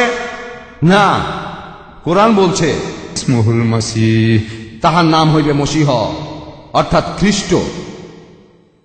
আর বাইবেল আমাদের বলছে, পবিত্র বাইবেল আমাদের বলছে একটা পরীক্ষার কথা, কিভাবে আসল নবী আর নকল নবী আলাদা করব। জনের ফার্স্ট এপিস্টলে আছে, সেইন্ট জনের একটা গসপেল আছে, সেটা এক জিনিস।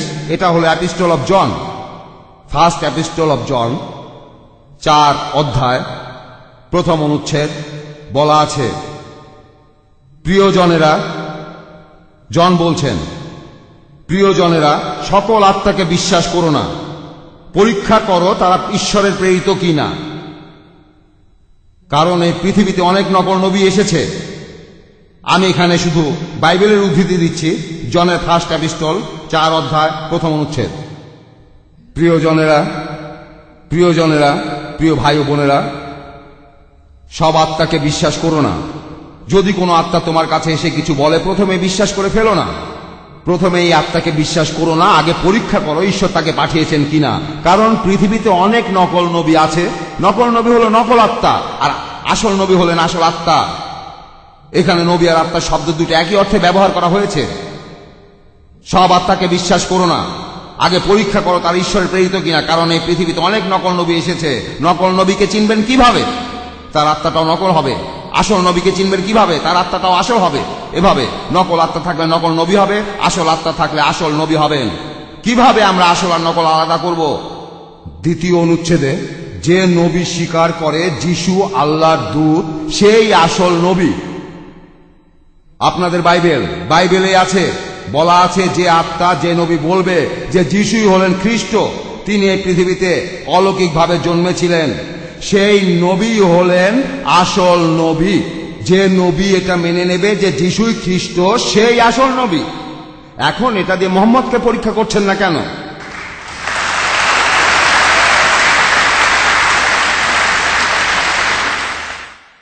শুধুমাত্র মোহাম্মদই বলেছেন তা নয়, এই পৃথিবীর 120 কোটি মুসলমান, আমাদের ধর্মের প্রত্যেকে বিশ্বাস করি যিশু অলৌকিকভাবে জন্মেছিলেন, তিনি হলেন খ্রিস্ট। তিনি মৃত মানুষকে জীবিত করেছেন ঈশ্বরের অনুমতি নিয়ে। তিনি জন্মান্ধর কুষ্ঠরোগী সারিয়েছেন ঈশ্বরের অনুমতিতে। তারপরও খ্রিস্টানরা আমাদের মনে করে খ্রিস্টের বিরোধী। আমরা কি করব? আমরা এখন তাদের শেখাবো সত্যি কথাটা আসলে কি। তবে তার আগে আমাদের নিজেদেরই শিখতে হবে। আর যদি আমরা শিখতে চাই তাহলে এই বইটা আমাদের লাগবে। প্রত্যেক মুসলমানের অবশ্যই এই বইটা রাখা উচিত। যদি 2টা বই কেনার সামর্থ্য থাকে, 2টা কেনেন। একটা দেবেন আপনার খ্রিস্টান বন্ধুকে, প্রতিবেশীকে, তাদের একটা বই দেন, একটা বই উপহার দেন, আপনার বস তাকে উপহার দেন, আপনার কর্মচারী তাকে উপহার দেন। দেখেন, এটা পবিত্র কোরআন। আমরা মুসলমানরা এই বইটাকে অনেক সম্মান করি। যখন আমাদের শরীর অপবিত্র থাকে তখন আমরা বইটা ধরি না। তাই বইটা ধরার সময় শরীর পবিত্র রাখবেন, আর বইটা ধরার আগে হাতটা ধুয়ে নেবেন। বইটা দিয়ে দিন। কোন খ্রিস্টান বন্ধুকে উপহার দেন, আল্লাহ বাকি কাজটা করবেন। আল্লাহ কথা বলবেন, আল্লাহ তার মনের সাথে কথা বলবেন, তিনি এই কাজটা করবেন। কোরআন হলো আল্লাহর কালাম, আল্লাহর কথা। আল্লাহ এখানে কথা বলবেন, আর আল্লাহর চাইতে জ্ঞানী আর কাউকেই পাবেন না। ওয়া আখিরু দাওয়ানা ওয়া আনিল হামদুলিল্লাহি রাব্বিল আলামিন।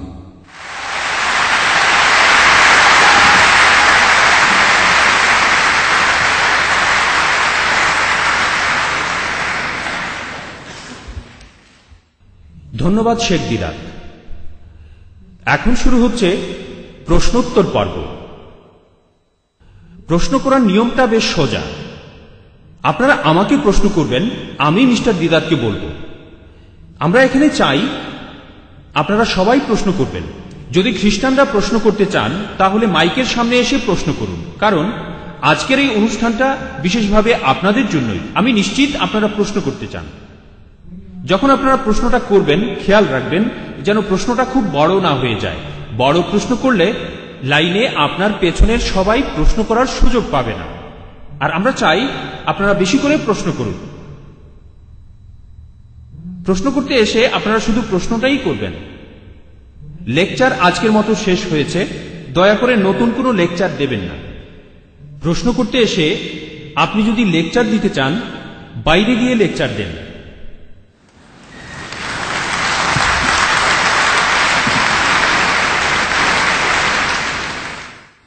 এখন প্রথম প্রশ্ন। সালামু আলাইকুম। ওয়ালাইকুম আসসালাম। আপনি তাড়াতাড়ি প্রশ্নটা করেন। আমার প্রশ্নটা শেখ আহমেদ দিদাদের কাছে।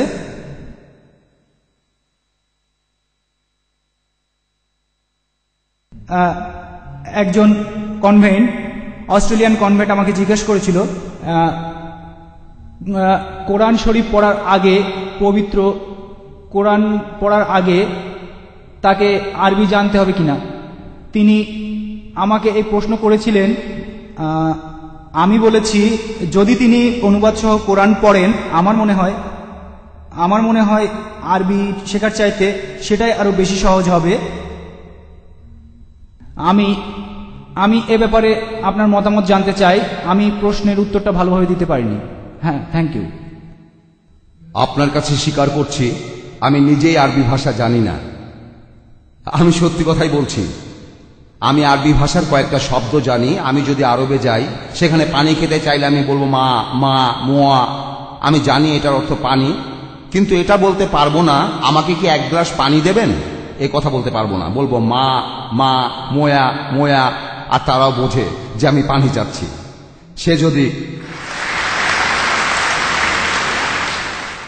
সে যদি বলে কাইফা হালুকা, আমি বলবো আলহামদুলিল্লাহ, আর আমার আরবি এখানে শেষ। তবে এই জন্য ইসলাম ধর্মকে বুঝতে আমার কোনো অসুবিধা হয়নি। আমি কোরআন বুঝতে পারি এর অনুবাদ করে। যখন আপনারা লেকচার শুনছেন, আমি আরবিতে আয়াত পড়ছি, তারপর অনুবাদটা বলছি। তার মানে আমি আরবি জানি এমন নয়। লেকচার শুরুতে আমি আপনাদের বলেছিলাম আয়াতগুলো মুখস্থ করেন আরবিতে, আর কোরআনের অর্থটা পড়েন, মুখস্থ করেন। আমি আপনাদের যেটা করতে বলে আমি নিজেই সেটা করি। আমি আয়াতগুলো অর্থসহ মনে রাখি, যাতে আপনাদের সবার সামনে অর্থসহ বলতে পারি। এই সব ওয়ালা তাকুলু সালাসা, তোমরা তিন বলিও না। আমি আয়াতটা মুখস্থ করেছি। আমি আরবি জানি না, আয়াতটা মুখস্থ করেছি। ইনতাহু খায়রুল লাকুম, নিবৃত হও, ইহাই তোমাদের জন্য কল্যাণকর হইবে। ইন্নামাল্লাহু ইলাহুন ওয়াহিদ, কারণ আল্লাহই তো একমাত্র উপাস্য, তিনি তিনজন নন। আর সবার মনে হবে আমি আরবি আর ইংরেজি ভাষার পণ্ডিত। না, আমি আপনাদেরকে চমক দেখাচ্ছি। প্লিজ প্লিজ কিছু মনে করবেন না। এবারের প্রশ্নটা মহিলাদের মধ্য থেকে। বোন, আপনার প্রশ্নটা করুন। আসসালামু আলাইকুম। আমি ইসলাম ধর্ম গ্রহণ করেছি, আর আমি আরব দেশ থেকে এসেছি। যখনই কোনো খ্রিস্টানের সাথে আমার বিতর্ক হয়, তখন তারা সূরা মারিয়ামের এই আয়াতটা বলে, সালামুন আলাইয়া ইয়াওমা উলিদতু ওয়া ইয়াওমা আমুতু ওয়া ইয়াওমা আবআসু হাইয়া। যিশু জন্মেছিলেন, তারপর মারা গেছেন, তারপর আবার উত্থিত হয়েছেন, এভাবেই নাকি কোরআনে বলা হয়েছে। আপনি এটার কি উত্তর দেবেন যখন তারা বলে সালামুন আলাইয়া ইয়াওমা উলিদতু ওয়া ইয়াওমা আমুতু ওয়া ইয়াওমা আবআসু হাইয়া? খ্রিস্টানদের মতে কোরআন নাকি বলেছে যিশু মারা গিয়েছিলেন। ধন্যবাদ।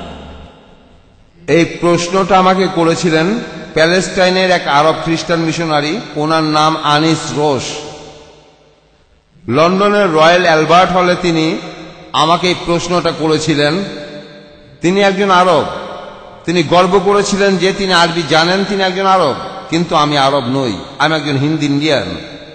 মুসলমানের ঘরে জন্ম নিয়েছি। আমি কোরআনের অর্থ বুঝেছি এর অনুবাদ থেকে। আমি তখন আমার জ্ঞানে যা কুলায় সেটা তাকে বললাম। তো সে এই খ্রিস্টান মিশনারি, প্যালেস্টাইনের আরব, তিনি আয়াতটার উদ্ধৃতি দিলেন যে কোরআন বলছে, আর ওনার আরবি উচ্চারণও ছিল একেবারে শুদ্ধ। কোরআনের এই কথাটা কি পরস্পর বিরোধী হয়ে যাচ্ছে না?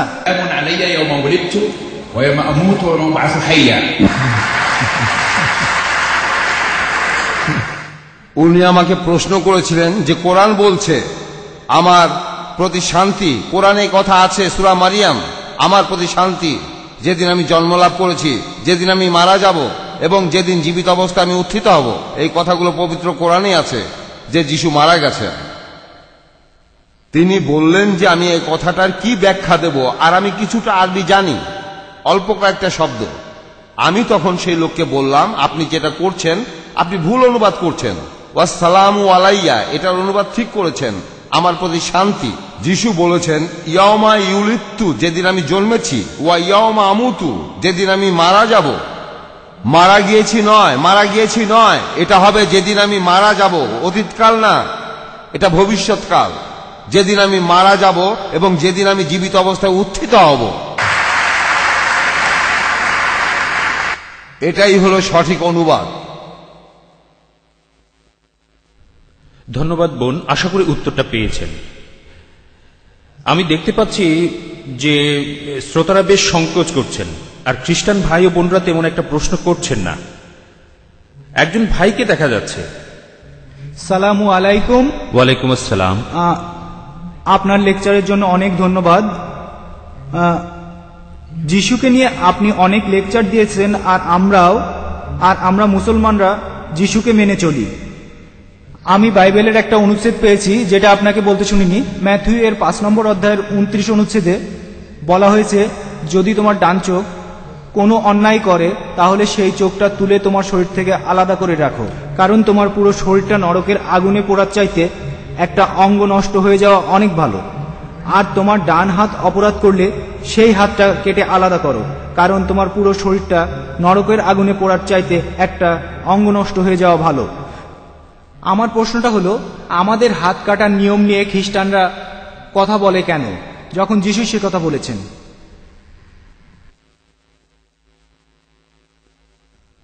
আপনি দেখবেন ভাই, বাবা, খ্রিস্টানরা নিজেরাই বিশ্বাস করে না যে বাইবেল ঈশ্বরের বাণী। বাইবেলে যা আছে সেগুলো সুপ্ত, সেগুলো রহস্যের জন্য। যিশু যা করতে বলেছেন কোনো খ্রিস্টানই সেই কাজগুলো কোনোভাবেই করতে পারবে না। আপনারাই ভালো করে দেখেন যিশু কি বলেছেন। সে যদি কেউ শিশুদের উপর যৌন নির্যাতন করে, কোনোভাবে যৌন নির্যাতন চালায়, কোনোভাবে সেই লোককে মৃত্যুদণ্ড দেয়া হবে। আর আমরা দেখি এখনকার দিনে আমেরিকাতে এই ধরনের ঘটনাও ঘটে। একজন যাজক গায়ক দলের একটা ছেলের সাথে যৌন সম্পর্ক করেছে। বিভিন্ন চার্চের বিরুদ্ধে এই পর্যন্ত সমকামিতার অভিযোগে $500 কোটি ক্ষতিপূরণের মামলা হয়েছে। আর 2000 সালে এই ক্ষতিপূরণের পরিমাণ দাঁড়াবে $100 কোটি এইসব সমকামিতার জন্য বিভিন্ন চার্চে। আমার কাছে বেশ কয়েকটা কেসের পেপার কাটিং রয়েছে, সেগুলো আপনারা এখন দেখতে পাচ্ছেন। তারা বাইবেলের এসব কথা বিশ্বাস করে না। যিশু নিজেই বলেছেন, তোমার চোখ খারাপ কাজ করলে সেটা তুলে ফেলো, যদি এই চোখের কারণেই তোমাকে দোজখে যেতে হয়। যিশু আপনাদের বলেছেন কোনো মহিলার দিকে লালসার দৃষ্টিতে তাকিও না। যে লোক কোনো মহিলার দিকে লালসার দৃষ্টিতে তাকাবে সে তার মনে মনে ব্যভিচার করে ফেলেছে, সেই লোকটা অপরাধী। তোমরা আমার শিষ্য, তোমরা ইহুদিদের চাইতে অনেক উঁচু স্তরে। ইহুদিদের নিয়মে ব্যভিচার করলে সেটাকে অপরাধ বলা হতো, আর তার শাস্তি ছিল পাথর নিক্ষেপে মৃত্যুদণ্ড। ওল্ড টেস্টামেন্টে কথা বলা হয়েছে, ঈশ্বরের আইন। আর যিশু কোনো আইন বদলাতে আসেননি। বাইবেলের ম্যাথিউর 5 নম্বর অধ্যায়ের 17 থেকে 19 অনুচ্ছেদে আছে, যিশু বলেছেন, আমি ঈশ্বরের আইন বা রাসূলদের বাতিল করতে আসিনি, আমি এসেছি সেগুলো পূরণ করতে।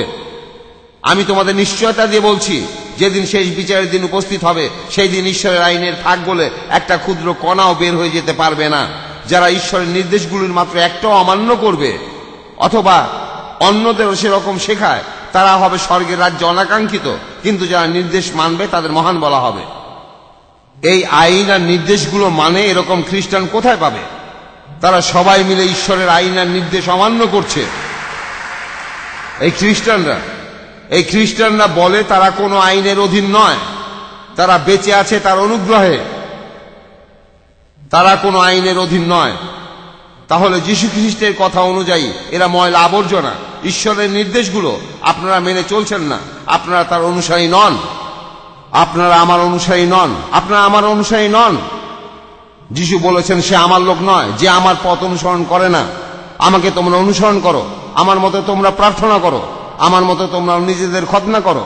আমি যেদিন যেভাবে আমি শুকুরের মাংস বেছে নিয়েছি তোমরাও সেরকম করো।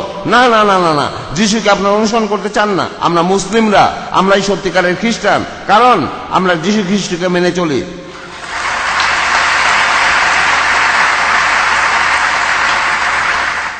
খ্রিস্টানরা বলবে আমি তাদের আক্রমণ করছি, এটা আক্রমণ।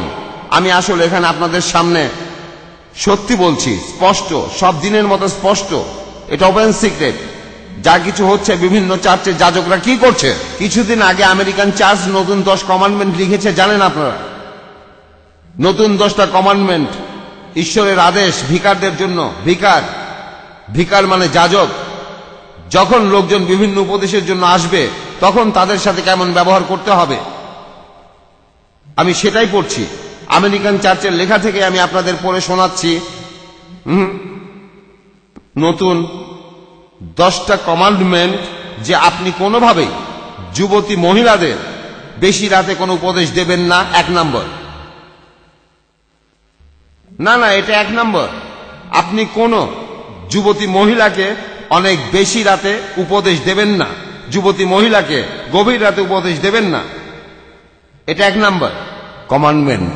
এখন আমার প্রশ্ন, যুবতী মহিলা বলতে আপনারা কি বোঝাচ্ছেন? যুবতী কাদের বলা হবে? কত কম হলে যুবক হবে? হ্যাঁ, 50 বছরের মহিলা তিনি কি বুড়ো? 60 বছরের মহিলা তিনি কি বুড়ো? আমাকে আপনারা কি বলবেন?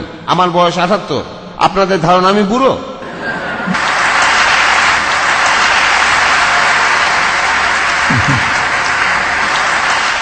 বিশ্বাস করেন, সত্যি বলছি, আমার বয়স 78, আমার স্ত্রী 75। আপনাদের বলছি আমরা বুড়ো নই।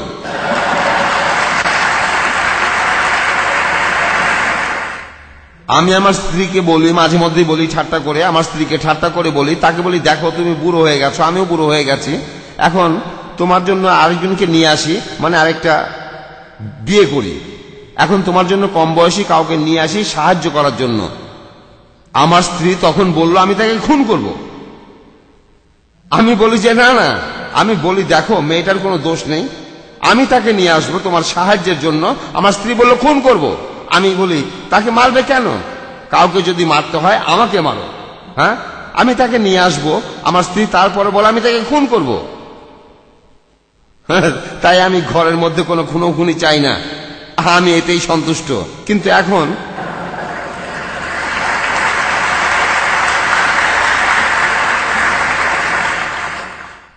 কত কম বয়সে যুবক হয়। আপনার মনের বয়সই আপনার বয়স, আপনার চিন্তার বয়সই আপনার বয়স, আপনার মনের বয়সই আপনার বয়স। আর গভীর রাতের কথা আছে, কত গভীর রাতের কথা বলছেন। আপনাদের কি ধারণা বিকেল 5টায় কোনো অপরাধ করা যায় না? হ্যাঁ, মাঝরাত পর্যন্ত অপেক্ষা করতে হয়। হ্যাঁ, আপনারা যাজক আর এই মহিলা, এখানে বলা হচ্ছে আপনারা ভদ্র হবেন, ভদ্র ব্যবহার করবেন। যখনই উপদেশের জন্য কোনো মহিলা আসবে আপনি বসবেন, সোফার উপরে বসে পা সোজা করে দিয়ে বসবেন না, আপনি উপযুক্ত সম্মান দেখেই বসবেন। আর ঘরে পর্যাপ্ত আলো থাকবে, যথেষ্ট পরিমাণে আলো থাকবে। নতুন 10টা কমান্ডমেন্ট, ঈশ্বরের নতুন আদেশ, খ্রিস্টান ধর্ম চালু হওয়ার 2000 বছর পরে এখন আপনারা শিখবেন কিভাবে মহিলাদের সাথে ব্যবহার করতে হয়। মহিলা আপনাদের স্ত্রী বা কন্যা নয়।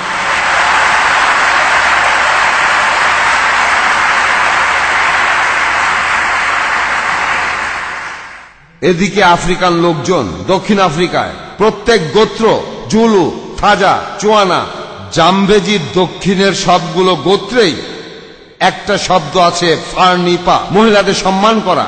তারা এই ধরনের অসম্মানজনক কাজ করে না। আর খ্রিস্টানরা, তাদের এক হাতে রয়েছে বাইবেল, আরেক হাতে অন্য মানুষের স্ত্রী আর কন্যা, এরা খ্রিস্টান।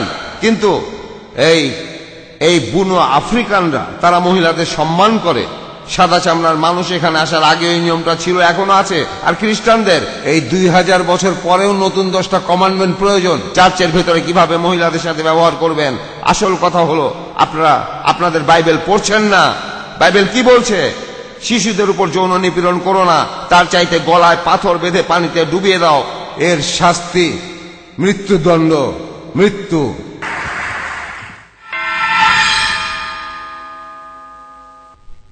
এবারে প্রশ্ন করবেন একজন বোন। হ্যাঁ, আমি শুনেছিলাম যে ইসলাম ধর্মে পুরুষদের 4টা বিয়ে করার অনুমতি আছে। এ ব্যাপারে কিছু বলবেন? কারণ পুরো ব্যাপারটাই আমার কাছে বেশ জৈবিক লাগছে, সেজন্য সম্পর্কে আরেকটু জানতে চাই। ধন্যবাদ।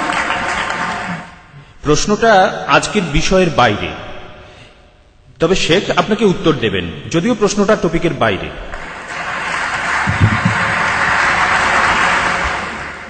এটা খুব কমন প্রশ্ন। যখন আরবরা তারা যখন আমেরিকায় যায় অথবা ইংল্যান্ডে, লোকজন বলে তুমি সৌদি আরব থেকে এসেছো, সে বলবে হ্যাঁ। তোমার কতজন স্ত্রী আছে? না। তোমার কতজন স্ত্রী আছে?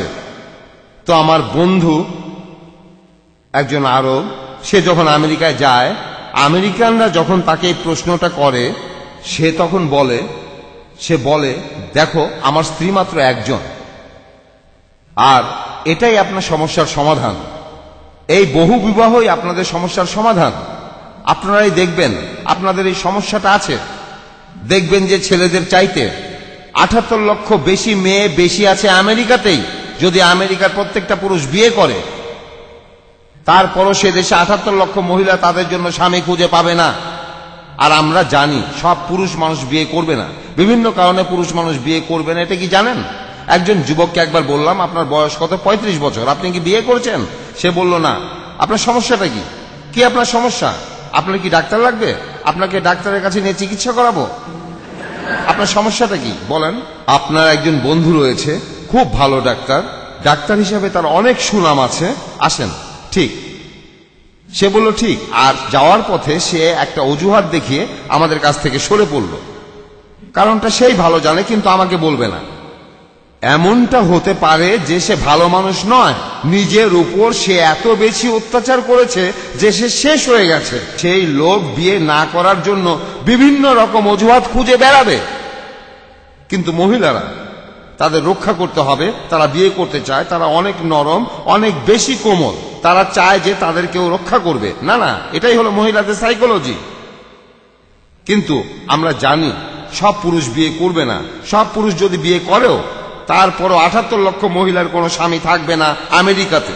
আর আমেরিকার লোকজনের মধ্যে ২.৫ কোটি মানুষ হলো সমকামী।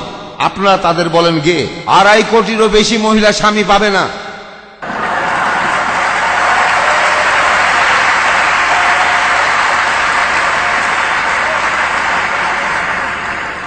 আপনাদের কৃষকদের মধ্যে ৯৮% হলো পুরুষ। আপনাদের দেশের কৃষক, তাদের ৯৮% পুরুষ। তাহলে আপনাদের সমস্যা আরো গুরুতর হচ্ছে। ইসলাম এটার একটা সমাধান দিচ্ছে। আমাদের উপহাস না করে আপনারা নিজেদেরই উপহাস করেন। ইসলাম বলছে তোমরা পছন্দ মতো বিয়ে করো, ২, ৩ বা ৪ জনকে, কিন্তু তাদের প্রতি যদি সুবিচার করতে না পারো, মাত্র একটা বিয়ে করো। এই পৃথিবীর একমাত্র ধর্মগ্রন্থ।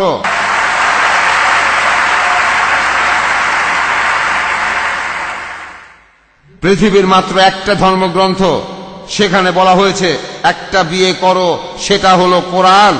পৃথিবীতে আর কোনো ধর্মগ্রন্থ নেই যেখানে এমন কথা বলা হয়েছে। পবিত্র কোরআন বলছে একটা বিয়ে করো, কোরআনেই বলা আছে।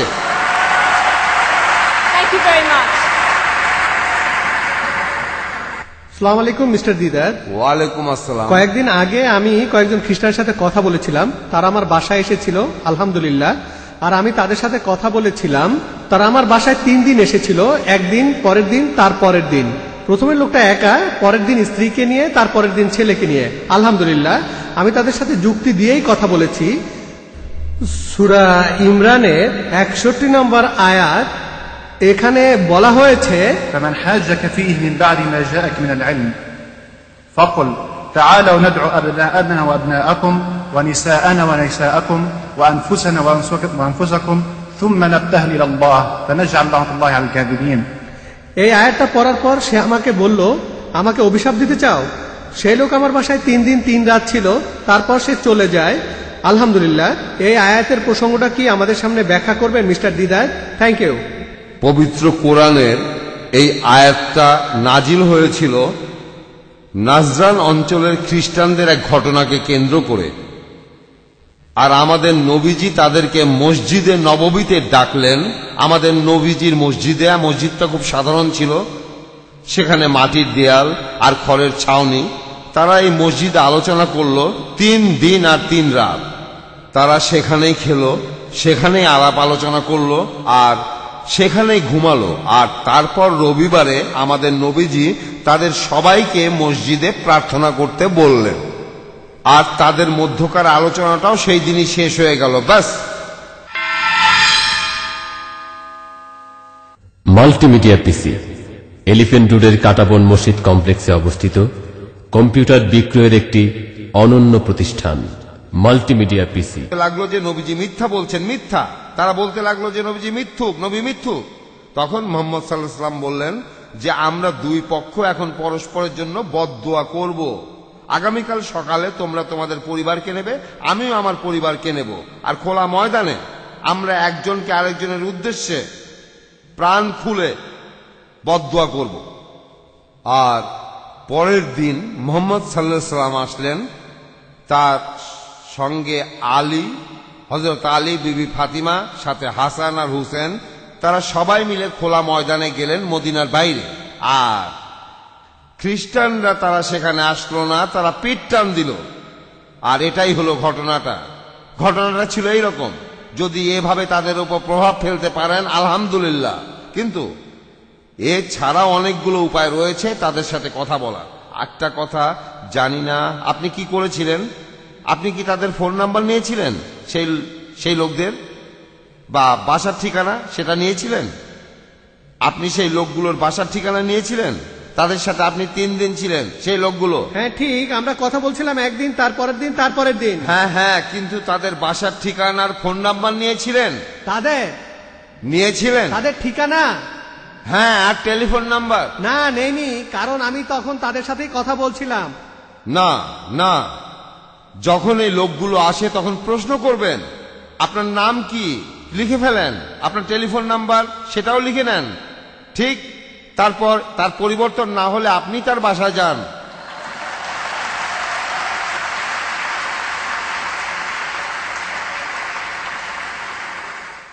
আর আর তাদের সাথে এই বিষয় নিয়ে কথা বলুন। আমি বলছি, যতক্ষণ না সে বলে পরের বার আমার দরজায় তোমাকে দেখলে আমি কিন্তু গুলি করব।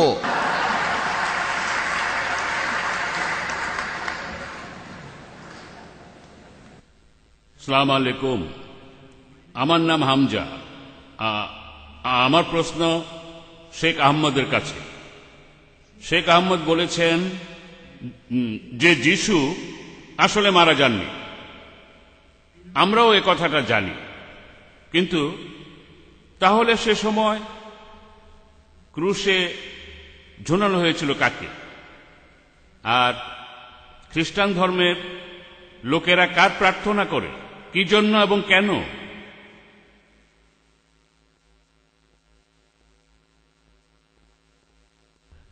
আপনি প্রশ্নটা বুঝতে পেরেছেন? ভাই, আমরা আপনার এই প্রশ্নটা বুঝতে পারছি না। মাইক্রোফোন থেকে একটু দূরে দাঁড়িয়ে আবার ওই প্রশ্নটা করেন প্লিজ। হাসবেন না, ওনার প্রশ্নটা বেশ সিরিয়াস। আবারও বলবেন? একটু পেছনে দাঁড়িয়ে বলুন। আমি যে প্রশ্নটা করতে চাই তা হচ্ছে, কাকে আসলে ক্রুশে ঝোলানো হয়েছিল? আচ্ছা, উনি জানতে চান কাকে ক্রুশে ঝোলানো হয়েছিল। কারণ আহমদ বলেছেন যিশু মারা যান। আমরাও এ কথা জানি, আমরা মুসলমানরা সবাই জানি যিশু মারা যাননি, ক্রুশবিদ্ধ হননি। তাহলে কাকে ক্রুশে ঝোলানো হয়েছিল? আর খ্রিস্টান লোকেরা কার কাছে প্রার্থনা করে, কি জন্য আর কেন?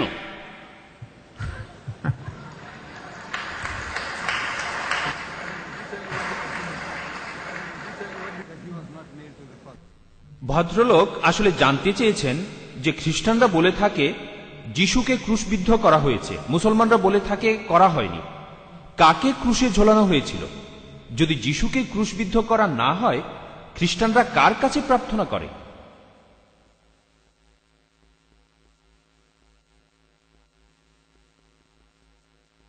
এখানে মুসলমানদের অবস্থান একেবারে পরিষ্কার। আল্লাহ বলেছেন, قولهم إنا قتلنا المسيح عيسى ابن مريم رسول الله। তারা দম্ভ করে বলল, আমরা ঈসা মসীহকে হত্যা করেছি, মরিয়মের পুত্রকে, ঈশ্বরের প্রেরিত দূতকে। এর উত্তরে আল্লাহ বলেছেন, وما قتلوه وما صلبوه। তাকে তারা হত্যা করেনি অথবা ক্রুশবিদ্ধ করেনি, ولكن شبه لهم।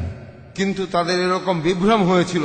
وإن الذين اختلفوا فيه لفي شق منه। যারা তার সম্পর্কে মতভেদ করেছিল তাদের মধ্যে সংশয় ছিল। ما لهم به من علم।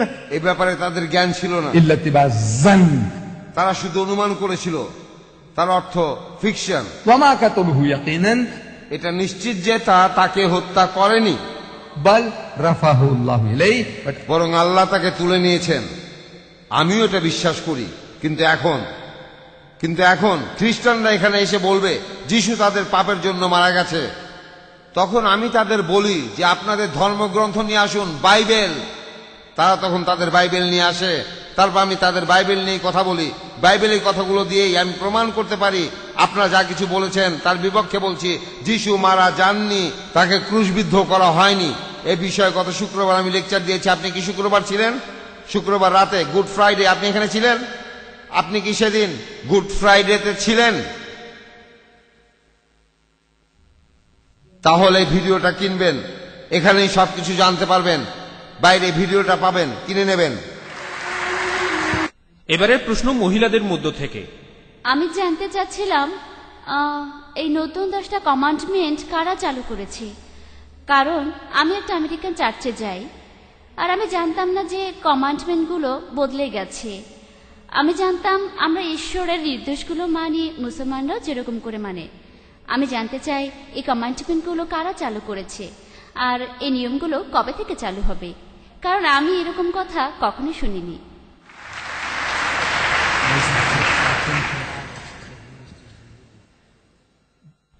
এই 10টা কমান্ডমেন্ট লিখেছে আমেরিকান চার্চ।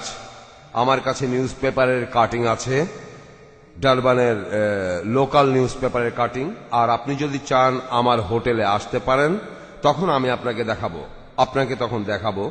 এই আদেশটা এসেছে আমেরিকান চার্চ থেকে। আমেরিকান চার্চ এই নতুন 10টা কমান্ডমেন্ট চালু করেছে। আমরা করিনি, সাধারণ মানুষ করেনি, করেছে চার্চের উচ্চপদস্থ লোকেরা। তারা এই 10টা নতুন কমান্ডমেন্ট চালু করেছে। আমার কাছে এটার নিউজ পেপার কাটিং আছে, অরিজিনাল নিউজ পেপার। দেখতে চাইলে আপনাকে দেখাবো। আপনি কি বলতে পারবেন এই নিউজ পেপারটা কোথায় ছাপা হয়েছে? এই নিউজ পেপারটি কি অস্ট্রেলিয়া ছাপা হয়েছে? না, ইংল্যান্ডে ছাপা হয়েছে, তারপর অস্ট্রেলিয়া এসেছে, ইংল্যান্ড থেকে এসেছে। হ্যাঁ, থ্যাংক ইউ।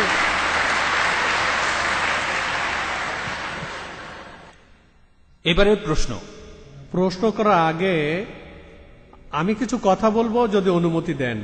সাবধানে বলবেন। না, সেরকম না। আমি আজকের অনুষ্ঠানে প্রথমেই বলি, এই অনুষ্ঠানটা আমার জন্য বেশ স্মরণীয়। আমি কিছু কথা শুনলাম, আর এই কথাগুলো শুনবো বলে আশা করিনি। যদি আমি 10 বছর আগে অথবা 15 বছর আগে কোনো মুসলমানের সাথে কথা বলতাম, আর যদি বলতাম আপনি কি যিশুকে বিশ্বাস করেন, তারা উত্তরে বলতো না, বেশিরভাগ। তার মানে তারা এটাই জানতো না। আজকে আমার জন্য খুবই স্মরণীয় দিন, কারণ আজকে আলাদা কিছু শুনলাম। কিন্তু এখন আমি বলি, আমরা কিভাবে বিশ্বাস আনি? আমরা যখন বিয়ে করি, তারপর আমরা সন্তানের বাবা মা হই। তার মানে যখন বিয়ে করি আর আমাদের জীবনে যদি যিশু থাকেন, তাহলে আমরা অনেক শান্তিতে থাকতে পারবো। এবার আপনি প্রশ্নটা করেন। হ্যাঁ, এই তো এক্ষুনি শেষ করছি। আমরা জানি ব্যাপটাইজ না হলে আমরা আমাদের জীবনে কখনোই যিশুকে পাবো না। Thank you. এবার প্রশ্নটা হলো, কোরআনে আছে, পবিত্র কোরআনে সূরা মরিয়মের 33 এবং 34 নম্বর আয়াতে বলছে, আমার প্রতি শান্তি যেদিন আমি জন্মেছি, যেদিন আমি মারা যাব, আর যেদিন আমি উত্থিত হব জীবিত। এই হলো ঈসা, মরিয়মের পুত্র। এটার ব্যাখ্যা দিতে পারবেন? কোরআন বলছে ঈসা উত্থিত হবে জীবিত, যীশু খ্রিস্ট আবার ফিরে আসবেন। এটা কোরআন বলছে, আমি না। আচ্ছা, আপনার প্রশ্নের জন্য ধন্যবাদ। এই প্রশ্নটা আগেও একজন করেছেন, আর শেখ সেটার উত্তরও দিয়েছেন। তবে মনে হয় আপনারা আরেকবার শুনতে চান।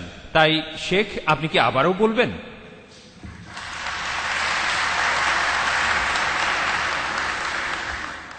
আমরা মানি ঈশ্বর যিশুকে তুলে নিয়েছিলেন জীবিত। তিনি এখনো জীবিত, তিনি আবার ফিরে আসবেন জীবিত। তারপর যীশু খ্রিস্ট মারা যাবেন অন্য সব মানুষের মতো, তারপর তিনি আবার জীবিত হবেন অন্য সব মানুষের মতো। তাহলে আমার প্রতি শান্তি যেদিন আমি জন্মালাম, আপনারা তার জন্মের কথা জানেন, যেদিন আমার মৃত্যু হবে, তিনি দ্বিতীয়বার আসার পরে একদিন তিনি মারা যাবেন, প্রত্যেকেই মৃত্যুর স্বাদ গ্রহণ করবে। আমাদের প্রত্যেকেই মৃত্যুর স্বাদ গ্রহণ করবে, এমনকি যিশুও। তাহলে তিনি মারা যাবেন অন্য সব মানুষের মতো, আর সবাই যখন উত্থিত হবে তিনিও তখন উত্থিত হবেন মৃত অবস্থা থেকে। কোরআনে কথাই বলছে। আমি কি আর একটা প্রশ্ন করতে পারি? না, একটাই প্রশ্ন। আমি দুঃখিত। পরের প্রশ্ন। আমার প্রশ্নটা শেখের কাছে। আমি মুসলমান হয়েছি, আর আপনার লেকচারে শুনলাম কোরআন বলছে বাবা মাকে মেনে চলো। আমি মুসলমান হয়ে বাবা মায়ের অবাধ্য হয়েছি। আমি জানতে চাই, আমি কি কোনো ভুল করছি? যদি করে থাকি, আমার কি করা উচিত?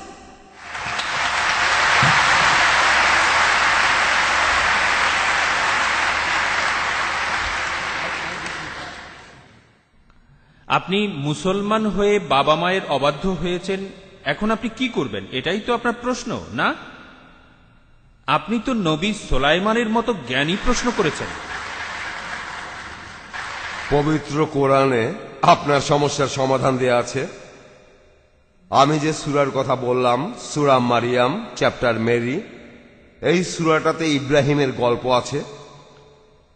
ইব্রাহিম ছিলেন ঈশ্বরের প্রেরিত দূত। তিনি তখন এক ঈশ্বরের উপাসনা করতেন, এক ঈশ্বরকেই মানতেন, কিন্তু তার বাবা একজন মূর্তি পূজারী ছিলেন।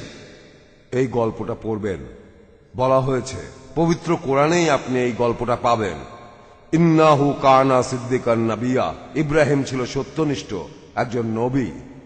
ইসকাল আলিয়া বিহি, যখন সে তার বাবাকে বলল, ইয়া আবাতি, হে আমার পিতা, লিমা তা'বুদু মা লা ইয়াসমাউ ওয়া লা ইউবসিরু ওয়া লা ইউগনি আনকা শাইআ, কেন তুমি তার ইবাদত করো যে শুনতে পায় না, যে দেখতে পায় না, এবং তোমার কোনো কাজেই আসে না। ইয়া আবাতি, হে আমার পিতা, ইন্নী কাজানি মিনাল ইলমি মা লাম ইয়াতিকা ফাত্তাবি'নি আহদিকা সিরাতান সাবিয়্যা।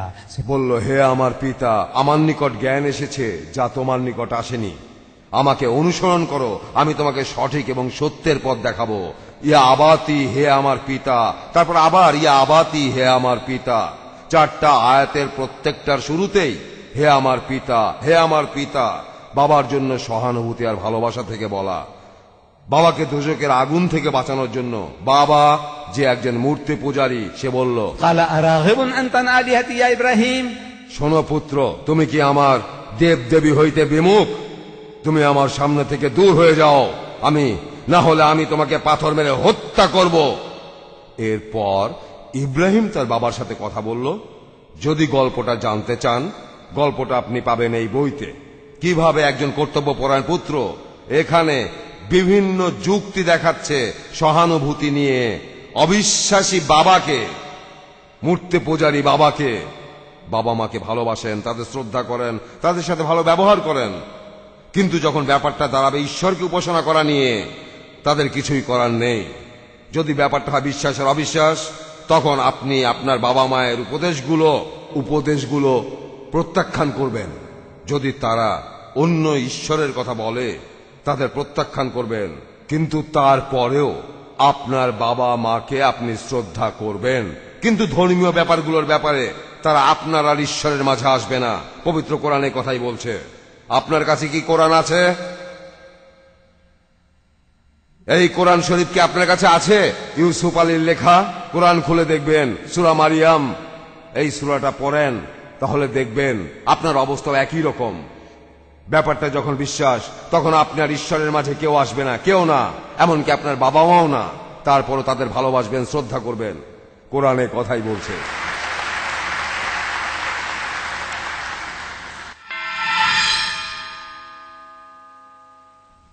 আমি বলছি বোন, আপনি কোনো ভুল করেননি।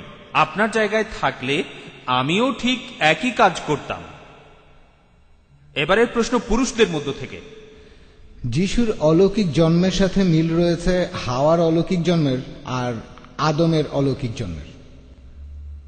হাওয়া জন্মেছিলেন আদম থেকে, পুরুষ থেকে মহিলা, আর যিশু জন্মেছিলেন কোনো বাবা ছাড়া, মহিলা থেকে পুরুষ। আমি যখন যিশুর এই অলৌকিক জন্মটাকে ভালো করে দেখি, তখন আমার মনে হয় আদম আর হাওয়ার অলৌকিক জন্মটার কথা, আর দেখি এখানে কত জ্ঞান আল্লাহ সুবহানাহু ওয়া তাআলার। এটা কি সমান বলা যায়? ঈশ্বর একবার বানালেন পুরুষ থেকে মহিলা, আর অন্য একবার মহিলা থেকে পুরুষ বানালেন। এই ব্যাপারে কি কিছু বলবেন? ভাই, আপনি কি খ্রিস্টান নাকি মুসলমান? মুসলমান। মুসলমান? হ্যাঁ। আপনি খ্রিস্টান হলেই ভালো হতো।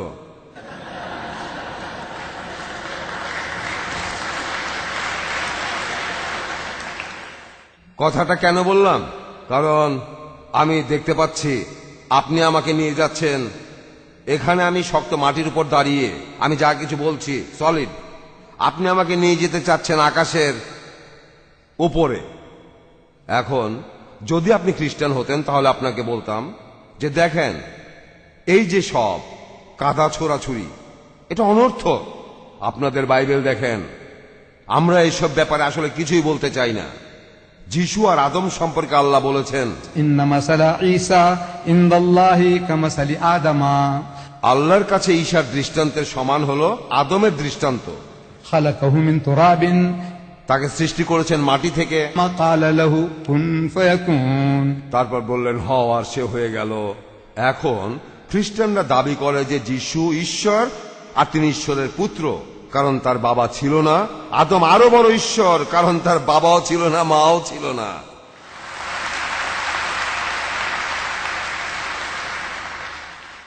কিন্তু কিন্তু কিন্তু কিন্তু খ্রিস্টানরা বলে আদম সৃষ্টি হয়েছে মাটি থেকে। হ্যাঁ, ঠিক কথা। এখন বাইবেলেই আরেকজনের কথা আছে। আমি খ্রিস্টানদের বলছি, বুক অফ হিব্রুজ 7 নম্বর অধ্যায় 1 নম্বর অনুচ্ছেদ, সে যিশুর চাইতেও বড়, আদমের চেয়েও। আপনারা কি জানেন? আমি খ্রিস্টানদের বলছি, আপনারা কি জানেন আপনাদের বাইবেলে আরেকজনের কথা আছে? হিব্রুজ, বুক অফ হিব্রুজ 7 অধ্যায় 1 অনুচ্ছেদ। কে সেই লোক যে প্রশ্নটার উত্তর দিতে পারবে আর তাকে আমি এই বইটা উপহার দেব? কে সেই লোক? না, আপনি আপনি হ্যাঁ, আপনি বলেন, কে সেই লোক যে যিশুর চাইতে বড়? জন্মানোর দিক থেকে, জীবনের দিক থেকে, বাবা মার দিক থেকে যিশুর চাইতে বড়? না না না, প্লিজ প্লিজ প্লিজ, আপনারা এখানে চিৎকার করবেন না, প্লিজ। হ্যাঁ হ্যাঁ, কি মোহাম্মদ? হয়নি বোন। হ্যাঁ হ্যাঁ বোন, বলেন, আপনি বলেন। আপনি কি মেলকিজেদেকের কথা বলছেন? আপনি কি মেলকিজেদেকের কথা বলছেন? মেলকিজেদেক? হ্যাঁ, কিন্তু তিনি তো ঈশ্বরের চেয়ে বড় নন, তিনি যিশুর চেয়েও বড় নন। কিন্তু সেই লোকটা কে যার জন্মটা যিশুর জন্মের চেয়ে বড়? জন্মানো, এই পৃথিবীতে আসার, পৃথিবী থেকে চলে যাওয়া, এই ব্যাপারে কে যিশু খ্রিস্টের চাইতে বড়? কেউ না। তাহলে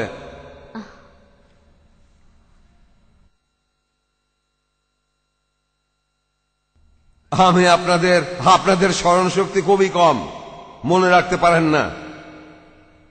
আমি বলছি সে লোকটা হলো মেলকিজেদেক। মেলকিজেদেক, বুক অফ হিব্রুজ, বাইবেলে এই কথাগুলো আছে। সালেমের প্রধান পুরোহিত, সালেম মানে জেরুজালেম, তিনি ছিলেন প্রধান পুরোহিত। আর বাইবেল বলছে কোনো বাবা ছাড়া, কোনো মা ছাড়া, কোনো শুরু নেই, কোনো শেষ নেই। এই লোককে তো তাহলে বলা যায় ঈশ্বর মানব। আর যে লোকটার কোনো বাবা নেই, মা নেই, শুরু নেই, শেষ নেই, সে তো ঈশ্বর। আর এখানে জেরুজালেমের প্রধান পুরোহিত মেলকিজেদেকের কথা বাইবেলে আছে। তাহলে তো এই ঈশ্বরকে পূজা করা উচিত, যিশুকে নয়। দেখেন, যিশুর একজন মা ছিল, যিশুর মা ছিল, তিনি 9 মাস মায়ের গর্ভে ছিলেন।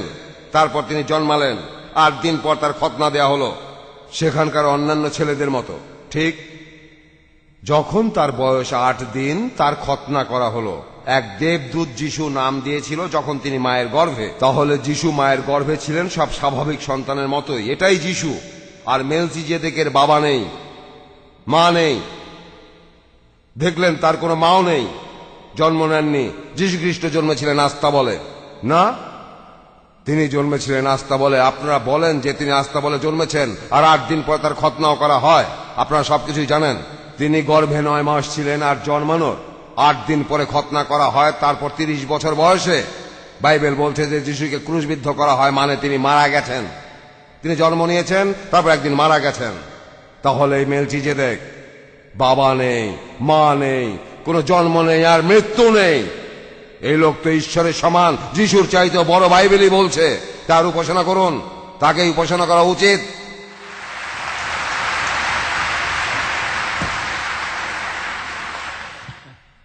শেষ দুইটা প্রশ্ন, প্রথমটা মহিলাদের মধ্য থেকে। আমি শুনেছি যে ইসলামে মেয়েরা পর্দার ভেতরে থাকে, কারণ এতে করে নাকি পুরুষেরা তাদের সম্মান করে। আমার মনে হয় এভাবে মেয়েদের অত্যাচার করা হচ্ছে। আর মেয়েদের কেন পর্দার ভেতরে থাকতে হবে? কারণ সবার অধিকার সমান। আমরা কি এটুকু সম্মান পেতে পারি না? এই পর্দা প্রথার ব্যাখ্যা দেবেন। আর মেয়েরা কি পর্দার ভেতরে থাকতো?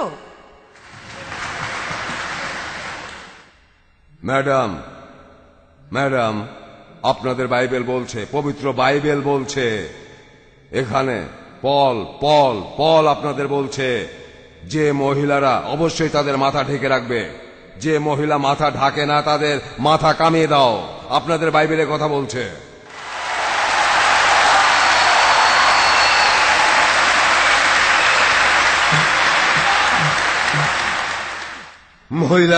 যে মহিলারা তাদের মাথা ঢাকে না তাদের মাথা কামিয়ে দাও, মাথা কামিয়ে দাও। বাইবেলই কথা বলছে।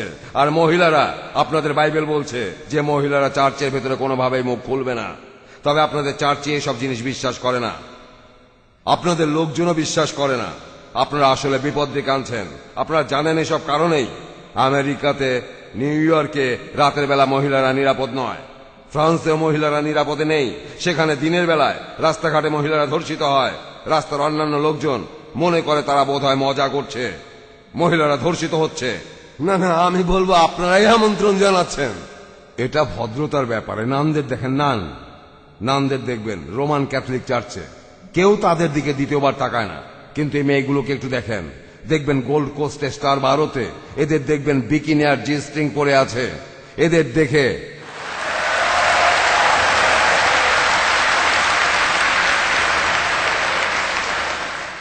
এমনকি আমার মতো বুড়ো মানুষেরও মাথা ঘুরে যায়। যদি আমি সেখানে যাই, সত্যি বলছি আমার ভেতরে জ্বলতে থাকে। সত্যি বলছি, আমরা এভাবে সৃষ্টি হয়েছি, ঈশ্বর এভাবে সৃষ্টি করেছেন। পৃথিবীতে যে জিনিসটা পুরুষকে সবচেয়ে বেশি প্রলুব্ধ করে সেটা হলো নারী। আর এই কথাটা আমি বলিনি, কোরআন বলছে, কোরআনে আছে, পুরুষদের চোখে সেটাই সবচেয়ে ভালো যে জিনিসে তাদের আসক্তি আছে। 1 নাম্বার নারী, তারপর সন্তান। আমার ছেলে মেয়ে 11 জন, নিজেই একটা ফুটবল টিম বানাতে পারি। আর আমার বেশ গর্ব হয় 11 জন ছেলে মেয়ে, নিজের ফুটবল টিম, আমার নিজের ক্রিকেট টিম। আর 3 নাম্বার রাশিকৃত সোনা এবং রূপা, ক্ষেতের জমি, খুব ভালো জাতের ঘোড়া ইত্যাদি। কোরআনে এসবের একটা তালিকা দেওয়া আছে। 1 নাম্বার হলো নারী। কোরআন বলছে যে জিনিসটা পুরুষকে সবচেয়ে প্রলুব্ধ করে পৃথিবীতে সেটা নারী। আমি আমার পশ্চিমা বন্ধুদের বলি এই কথাটা প্রমাণের দরকার নেই, আপনাদের বোঝানোর দরকার নেই। আমার নিজের দেশেই দেখি, ডারবান শহরে একটা কোম্পানি আছে লুসিয়ান মোটরস। তারা সেকেন্ড হ্যান্ড ট্রাক বেচে। অনেকে বলে লরি, আপনারা কি ট্রাক বলেন? ট্রাক, আমরা বলি ট্রাক। আর তারা ট্রাকের অ্যাড দিয়েছে, বিকিনি পরে একটা মেয়ে ট্রাকের উপর বসে আছে। আর আরেকটা কোম্পানি তারা বিক্রি করে ট্রাক্টর, আর তারা ট্রাক্টরের যে অ্যাড দিয়েছে সেখানেও বিকিনি পরা মেয়ে ট্রাক্টরের উপর বসে আছে। আমি প্রশ্ন করছি এই পশ্চিমাদের যে এই বিকিনি পরা মেয়েটা ট্রাক বা ট্রাক্টরের উপর বসে কি করছে? এটা মূল দেখানো, পুরুষদের প্রলুব্ধ করার জন্য এই মেয়েটা বিকিনি পরে আছে। আর BMW, জানি না এখানে BMW আছে কিনা। এটা একটা গাড়ি, জার্মানির গাড়ি। আর গাড়িটা মার্সিডিজের চাইতে একটু ভালো জাতের গাড়ি। আমি গাড়িটার মার্কেটিং করছি না। আমার প্রথম গাড়িটা ছিল ভক্সওয়াগন বিটল। গাড়িটা 1,20,000 মাইল চলেছে। সেটার পর আমি আরেকটা বিটল কিনলাম, আবারও বিটল। তারপর বিটল বানানো বন্ধ হয়ে গেল, ভক্সওয়াগন বিটল। তারপর বানালো গল্ফ। আমি কিনলাম গল্ফ নাম্বার 1, গল্ফ নাম্বার 2। আমি কখনোই BMW কিনিনি। তবে এই অ্যাডটা দেখতে বাধ্য হলাম আমি আমার খবরের কাগজে, একটা BMW গাড়ি আর একটা মেয়েটা একটা ছোট বিকিনি পরে আছে। আপনারা বলেন টাঙ্গা অথবা বলেন জি স্ট্রিং। মেয়েটা গাড়ির সামনে দাঁড়িয়ে আছে আর অ্যাডের নিচে লেখা আছে একে এখনই চালাতে শুরু করুন।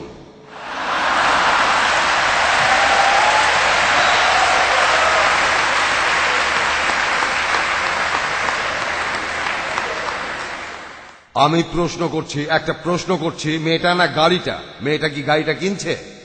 অ্যাডে লেখা আছে এখনই চালাতে শুরু করুন। আর আপনারাই এই কাজগুলো করছেন, আপনারাই এই পশ্চিমারা নিজের মাকে বেচছেন, নিজের স্ত্রী আর মেয়েকে। তার স্ত্রী একজন স্টার, তাকে ছবিতে জড়িয়ে ধরা হচ্ছে, ধর্ষণের অভিনয় করছে।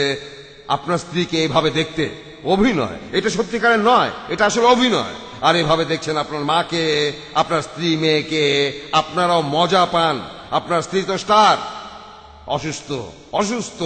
আলহামদুলিল্লাহ, সব প্রশংসা আল্লাহ। আমরা এখনো এই অসুখে মুসলমানরা আক্রান্ত হইনি। আমরা এটা থেকে দূরে থাকার চেষ্টা করি। এটা আসলে আপনাদের ইচ্ছা, আপনারাই করছেন। তবে বলবো, আপনারা আগুন নিয়ে খেলছেন, আপনারা এটার জন্য শাস্তি পাবেন। আপনারা এখনো শাস্তি পাচ্ছেন, ভবিষ্যতে পাবেন। ধন্যবাদ।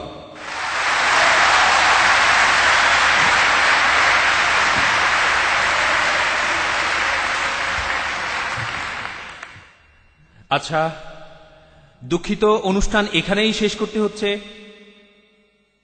আমি দুঃখিত, আমাদের সময় শেষ। আর শেখ দিরাতের এখন ৭৮ বছর বয়স, আমিই যথেষ্ট ক্লান্ত বোধ করছি। উনার কথা আর বললাম না। আপনারা বের হওয়ার সময় একটু ধীরে ধীরে বের হবেন। আর আপনাদের সবাইকে অসংখ্য ধন্যবাদ জানাচ্ছি আজকের এই অনুষ্ঠানটা সফলভাবে ভালোভাবে শেষ করার জন্য। সবাইকে অনেক অনেক ধন্যবাদ।